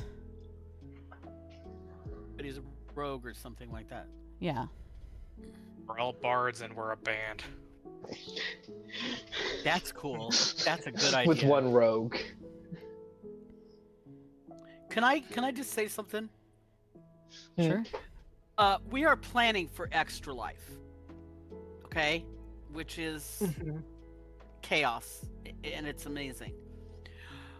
These ideas, we need to put them somewhere in the server so we can come back like we're all bards and in a band. I mean, that's hysterical that we could do that because they're all like one shots. The idea of where you all started, except for Draven and Maeve, and Diablo. The whole tavern keeper thing, where that was a mean user. We were chatting about interesting ways to start the party, and instead of starting in a tavern, I had them start in a tavern per se, but they all owned it because the bar owner had passed away, and he had left it to the original party. And they all had stock in the bar. I think Triss was the bouncer, actually. Mm-hmm. So they all pretty much knew each other before they started adventuring, and they got, because everyone assumed that little old Triss was a pushover, and then they tried to mess with her and got knocked on their ass before they knew what hit them. I have no idea where I put the pictures. Nyakin. But Also, you want a one-shot idea? You're all a bunch of cleric mercenaries called the A-Men. Called a what? amen. A-Man. Oh my god. That's horrible. Oh, that's funny. Sorry, I was looking at your pictures. Can you please smack him? Who am I Max. smacking? Oh. Hard. Unfortunately, I don't need that kind of trouble from the repercussions. Yeah, can we wait 2 weeks and then we can have him on Sunday as he's walking out the door. I'll have him punch him. That's good. In the balls? The pictures of the snake are in Nyakin planning players. No, you think I saw that they were awesome. You hit him in the balls for no reason, and I might hit you in the balls. And you know how that feels. It fulfills Raven's request. No, she said just smack him hard. She didn't say hit him in the balls. Fine, I'll just backhand smack him in the balls. For... I'll backhand smack you in the balls. And then I'll let Turf take a swing.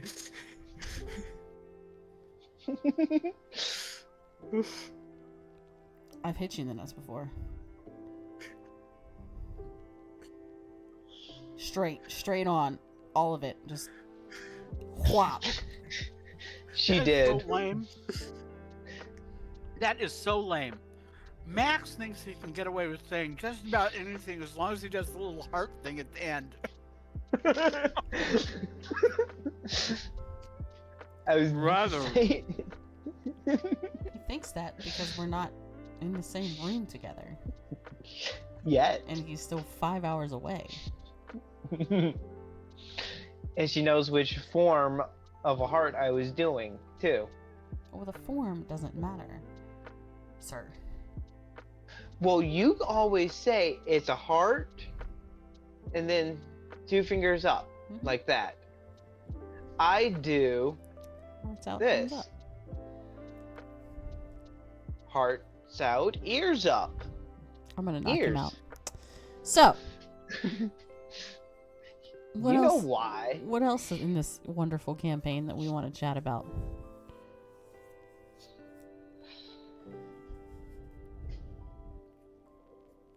Going back to the deeper connections between players, I really, really want someone to ask Triss about her family life.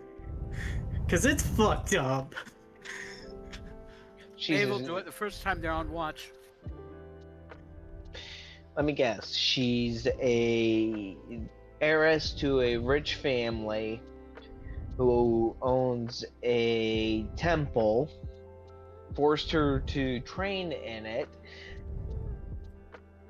and she just is being a stuck-up snob and be like, no, fuck y'all, and runs away. Oh no, it's even more fucked up than that. He basically read. Turf knows. He basically read Nagisa's story. Not really. Turf knows how fucked up her Dude, backstory is. Y'all, can we talk about that for 5 seconds, please? 5 seconds. All of you, every single one of you, have a fucked backstory. What is mentally wrong with all of you? None Okay, of you here's the thing. have happy backstories. Diablo!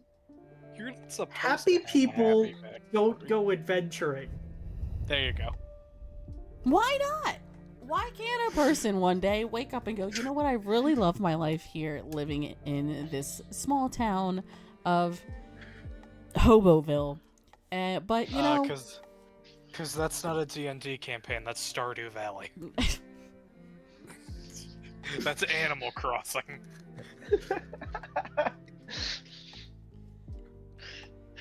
Or the beginning sequence of Legend of Zelda Twilight Princess. There you go. Where you actually Yep. have a job, you have everything that you want, and then something comes in and takes the girl of your dreams away. Or, Yeah. And then you embark on an adventure to retrieve her. Legend of Zelda Twilight Princess is not a hero's journey. It's somebody fucked with my life and I'm gonna make them pay for it. Yep. Why yeah, can't, you know. why can't y'all write backstories? Like, Because you don't get the I'm Goblin Slayer and I slay goblins without the goblins attacking when he was a kid. And I specifically only hunt goblins. I have a There you go. question. What was so evil in Maeve's backstory? nothing. I made it evil. What?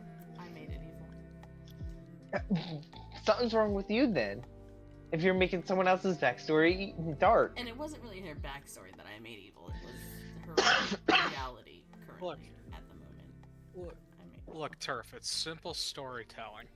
No hero goes off to do the heroing without a call to action.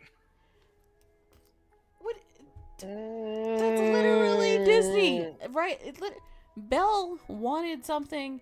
She was happy-go-lucky and she loved life and Belle wanted more. Yeah, and then her dad gets kidnapped, and Her that's mom what also causes died her of the to go to the plague. castle. She also had a weird Classic dude Stockholm stalking her. syndrome told in Beauty and the Beast. Yeah, by all means, name another Disney character. Go on. I will ruin any Disney character for you. I will ruin Disney Robin everybody's Hood Maid childhood. Marian. Let's see. Betrothed to someone she doesn't love, forced into upper class, and unable to actually help the people she cares about.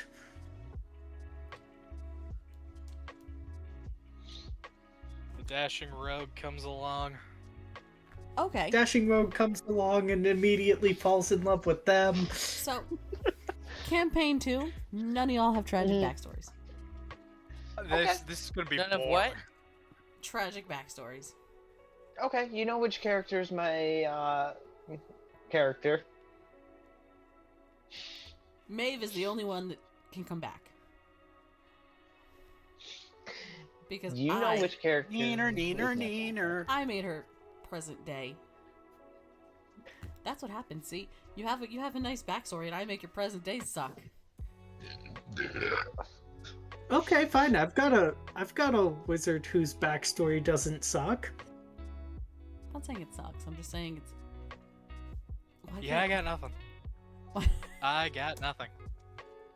why Oh, can't? you know me, babe. I made Fox. He doesn't have a tragic backstory. He had power. He just lost it because he died. No. Now he's on a journey to Are you retrieve his dense? power. Vox was a leader. Wanted to be rose through. Spoilers. Rose through the chain of command because he was a murderer. He wanted more power. He sought more power.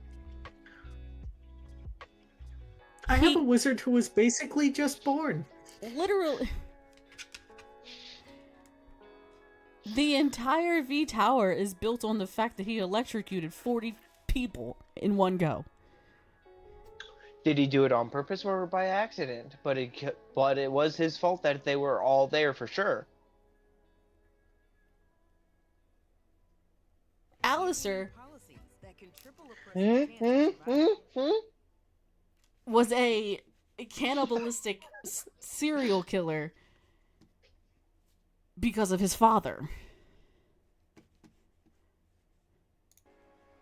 Okay. and the time that he grew up in.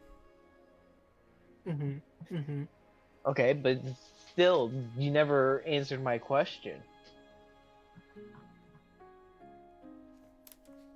Which was? I'm sorry, I forgot.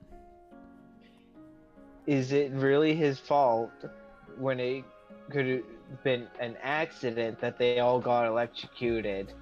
That wasn't But it an was accident. his fault. But it was his fault that they were there and in that danger. That wasn't an accident. Are we sure? Yeah. Because it looked like the wire snapped from the TV that fell on his head.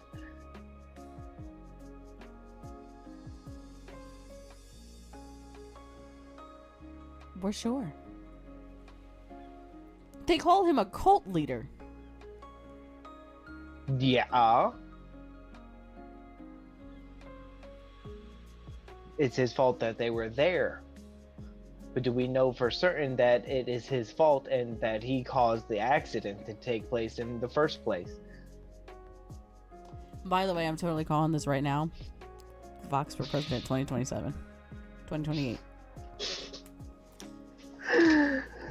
You have my vote.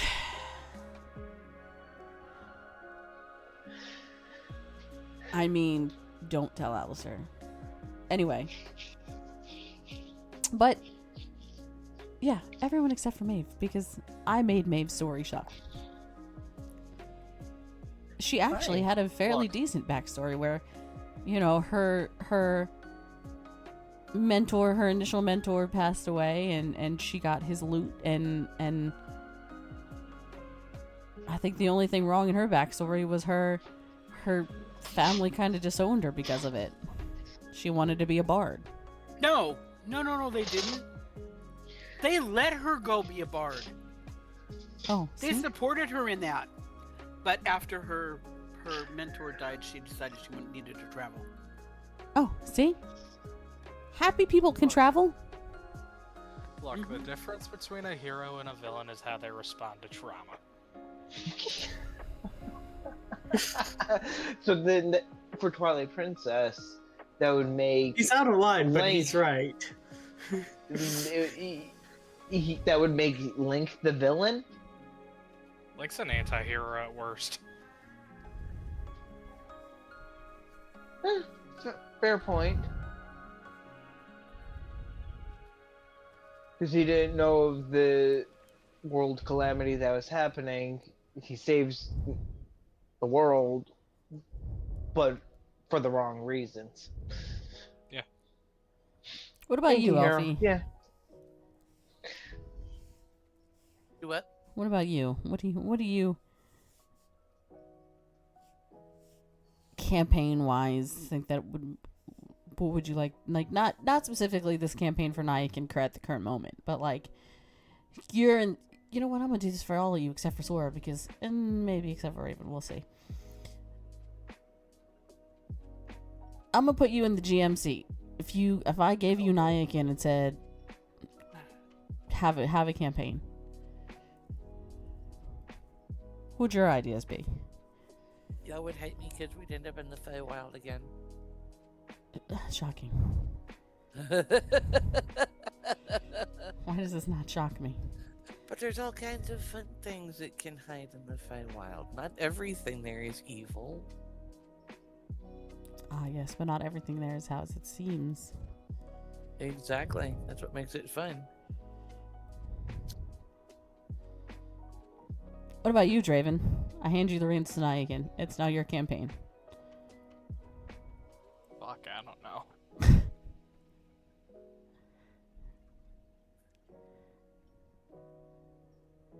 All right, let's take our other two GMs. Let's go with Sora DIT first. Sending you a message instead of saying it out loud. If you want to say it out loud, you can.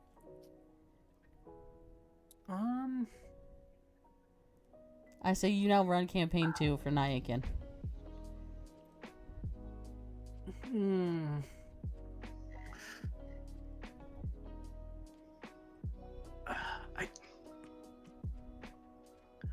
I would love to run Spelljammer shit. going to different worlds and traveling the astral sea.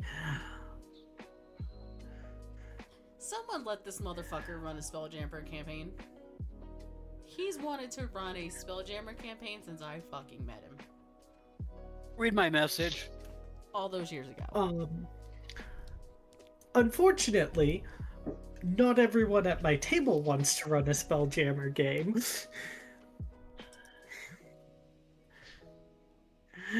So, I would love to. I just know I need the right table, and right now, not everyone's on board with that one. So, you and Raven, you and I think we're the twins. Happy birthday, by the way. Raven literally just sent me, I would create a campaign where the party has to visit a ton of other planes to solve a huge problem.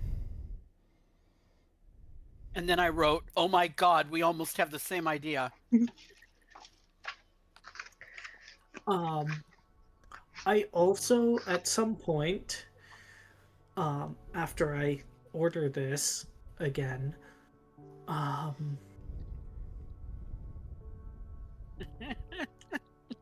I want to run 2024 Ravenloft. I hate you. I hate 2024, but okay.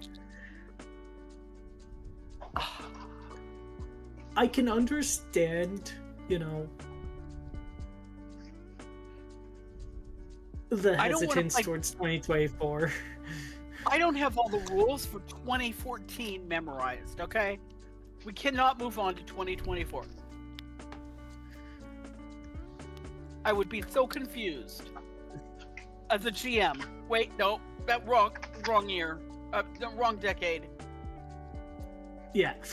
Lord doesn't even fucking care, he just keeps going. I 100% agree with you there. Like, it is a learning curve. Because Val has just started running a 2024 campaign for her Icewind. And, like, learning the difference between 2024 Ranger and 2014 Ranger is throwing me off. So, because my 2024 Ranger can do a lot of shit in a single turn. I'm flustered enough and get lost enough just in regular plain old fucking 2014 D&D 5e that I'm not gonna set myself up for sobbing every time we play afterwards and vowing to memorize yet more rules so I don't look like an idiot to my players when and that have other DMs in there every time we play. I'm hurt. Oh, don't worry. If I did run a 2024, I would preface it. No one is going to know all of the rules all of the time. Or any of the rules any of the time. I mean, that too. I mean, isn't it your job to know the rules? Yeah. Most of them. Enough to get by. So, as a player, is there any other players that are reachable for me? If you fucking say Matt Mercer, I will shoot you. Because he's not reachable for me. Yet. Chad. Okay. So, are you telling me you would like to sit down at a table with Jensen? Yes. Okay. Anyone else? Crit. Oh, that's good.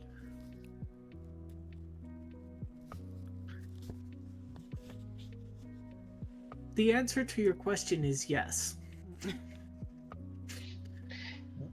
Did you even hear me, babe? Mm-hmm. Okay. You didn't respond, is all. She nodded. Oh, I didn't I see saw her that. nod. Diablo. I'd love to get Dork Tales into a game. I can work on him. Are we okay? So we're specifically talking Kelly, I assume. Yes. Okay. I mean, there's other Dork Tales people that I would love to get into a game, but Yeah, you say Dork Tales, and I immediately I don't go to just him. I go to the whole group. Because I know, but that's his. I don't want to use his name, even though it's all over all of the stuff he's written in Drive Through RPG and the DM's Guild. It feels weird. It's even on their Twitch channel. It's literally Kelly I know. such and such. But it's you start doing that with one person, and then you start doing it with other people. I have trouble with my kids too. Just socks. I can't, Anyways, I have trouble with that. That's the thing with the difference for me. If he wasn't if it was Dork Tales as such and such, then yeah. But it would be Dork Tales is the group to me, and then it's Kelly as such and such, or whoever as such and such. Whereas I'm it's in my stuff. It's RolltheMisadventures as Taruk. Right. Me, it's Raven with Baubles as. Right.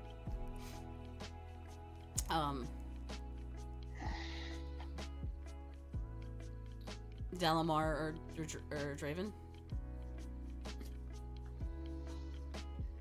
I don't know people.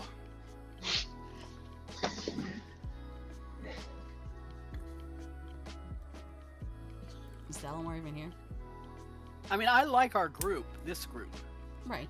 So anybody who, you know what I mean, wanted to. You already said you'd scream at us if we mentioned anything about Matt Mercer or any of his group, so Look, I'm not saying. Look, I'm not saying Oh, that. it would be fun to Kingsley have play. Travis play with us. It would be fun to have Travis play with us. I'm not Maybe saying if that we I don't. ask real sweet, we can get him to bring, just for a night, we could have some fun playing with him. I'm not saying that I wouldn't be absolutely I know ecstatic exactly what I am doing. to have Matt Mercer or Travis Willingham or Liam O'Brien sit down at my table. I would be ecstatic. Is that a probability? Probably not. No, is it a possibility?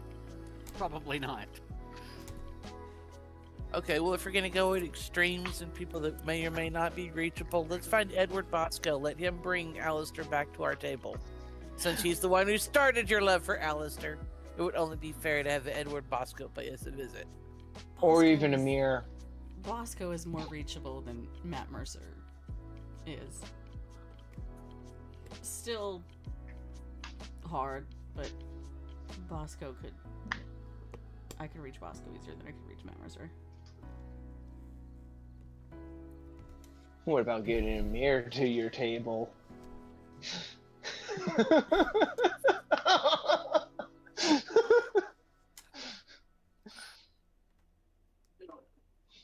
Look, I no, because you motherfuckers, they would sit down at this table and you motherfuckers would go, okay, can we have an Alistair off? And I'd be like, you know what, I lose. Straight up, I lost. Or we just hand him Alistair's character sheet and be like, here! Oh, I have a feeling though, that would be fucking hilarious. Can we do, dude, if that ever happened, we need to go back to Roll the Bones, and Willow needs to come back. Odra needs to come back. Luna needs to come back, because we would have a completely different Alistair. I'll just do the final boss as a redo one shot. What if theoretically we had Luna and Alistair done by their voice actors? We get in both Erica and Amir. No, because they would hate each other. Alistair and Willow would not be friends. Because we would also explain that those two characters are married. They're friends with everyone in the party. Alistair and Odrin, Alistair would literally try to fight Odrin in every fucking turn of life. Which is not far from what Alistair actually tried to do until I'm pretty sure he was like, fuck it, I don't even care anymore. We're just gonna be friends with this guy. Like,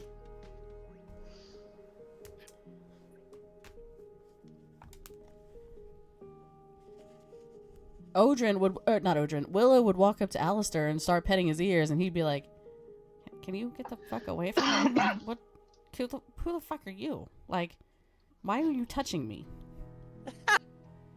Like, He's touching me.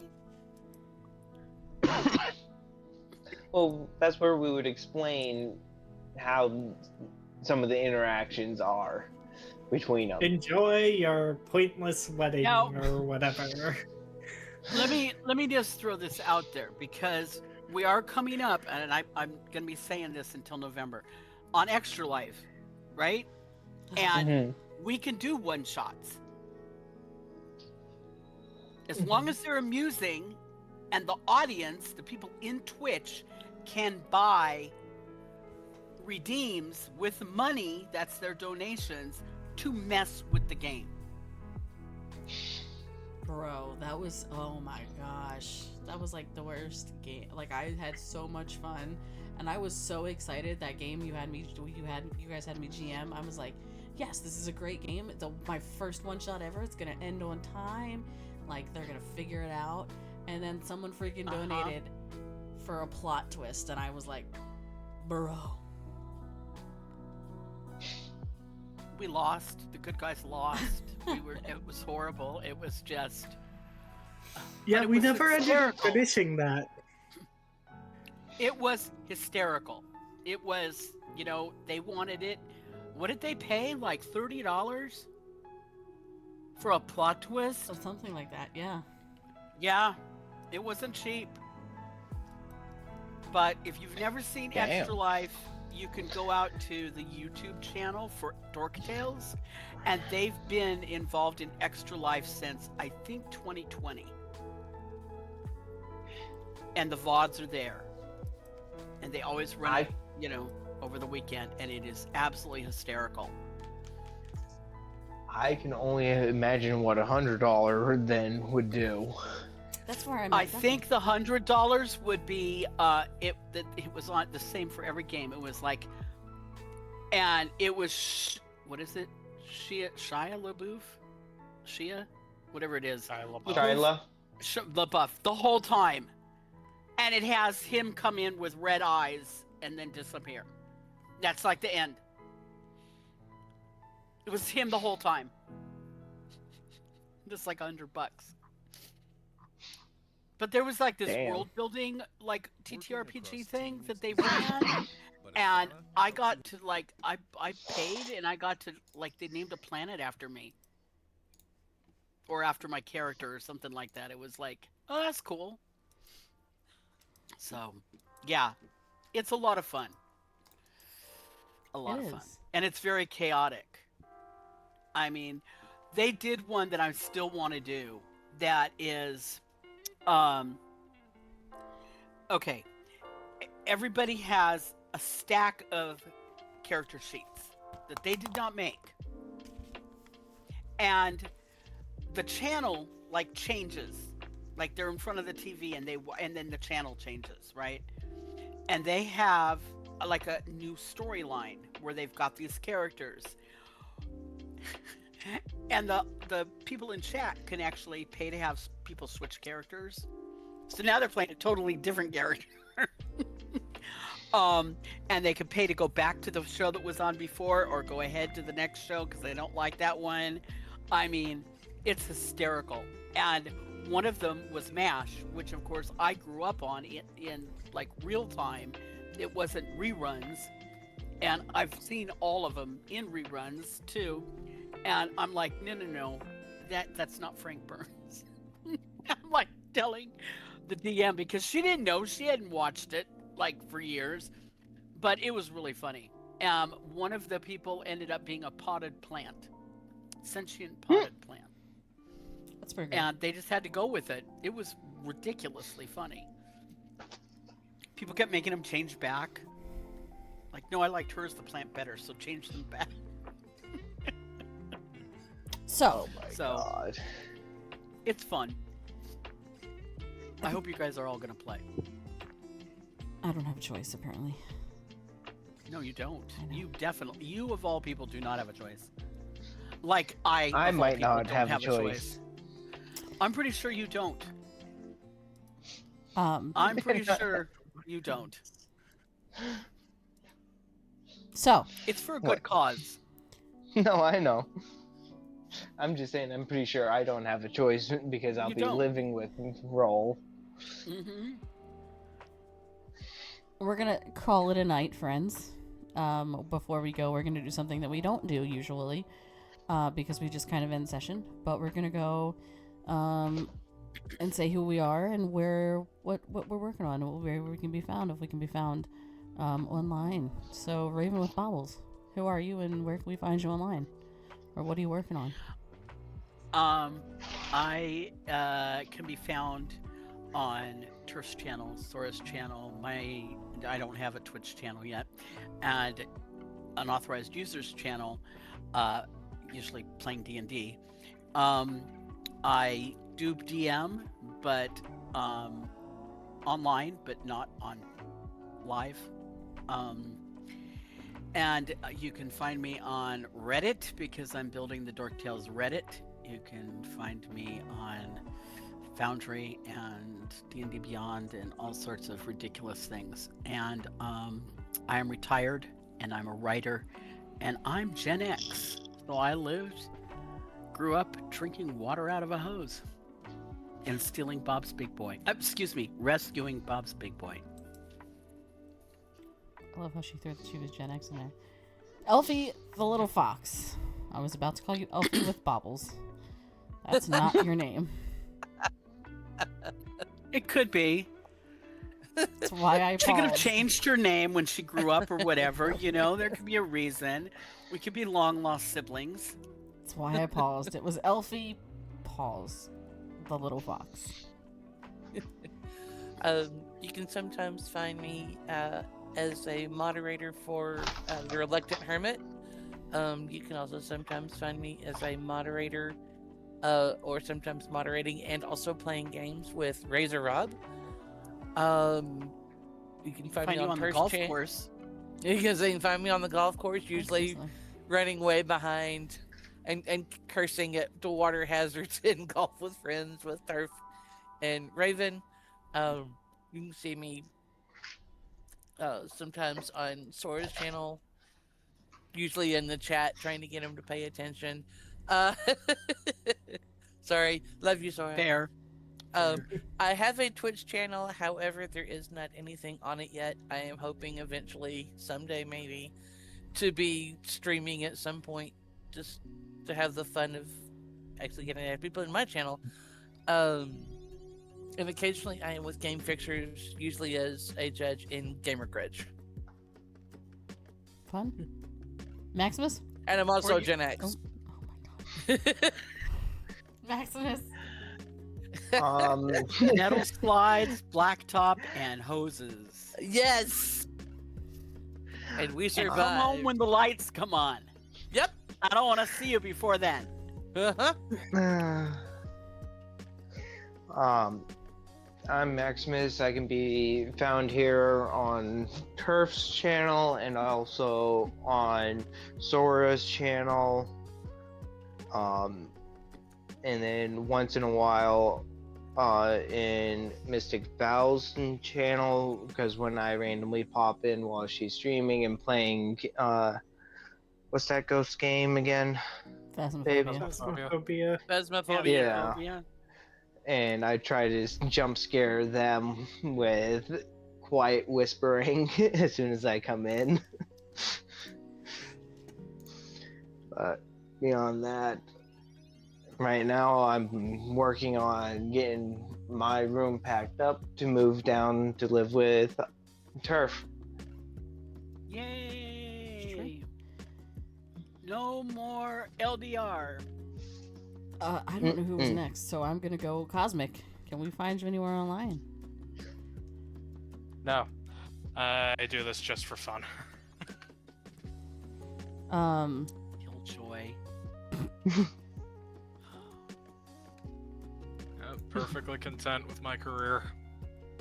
I just do this to blow off some steam. Fair enough. Sora. Hello, I am Sora, and you can find me here on Turf's channel. You can find me on Mystic Val's channel.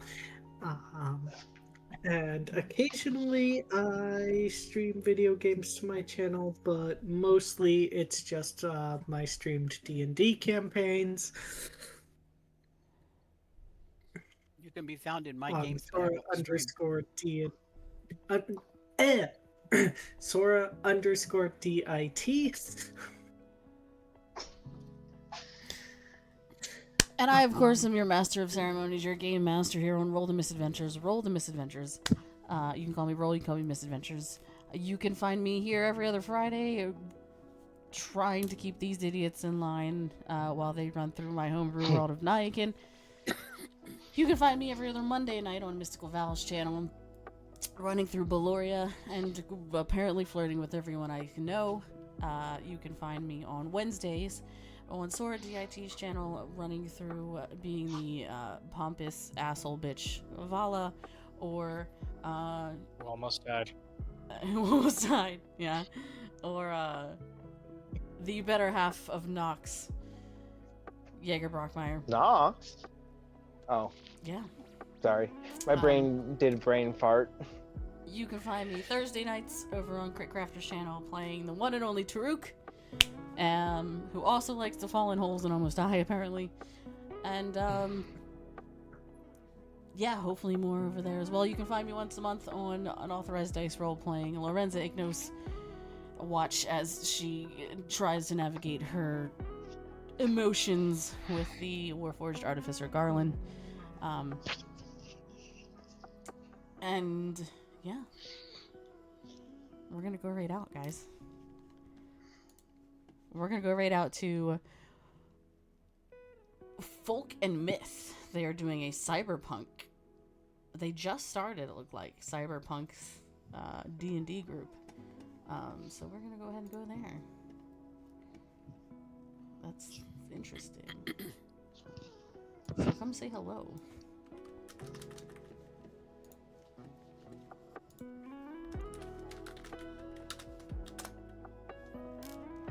Alright guys, we will talk to you later. Y'all have a fantastic night. Good night. You too. Thanks, Night, everybody. Thanks for the chat. Have a good night, guys. You have messages Yup. for you. Charlie, there's a message from Sybil. There is a very full set of plans showing you where the security office. The man working there had a secured transport.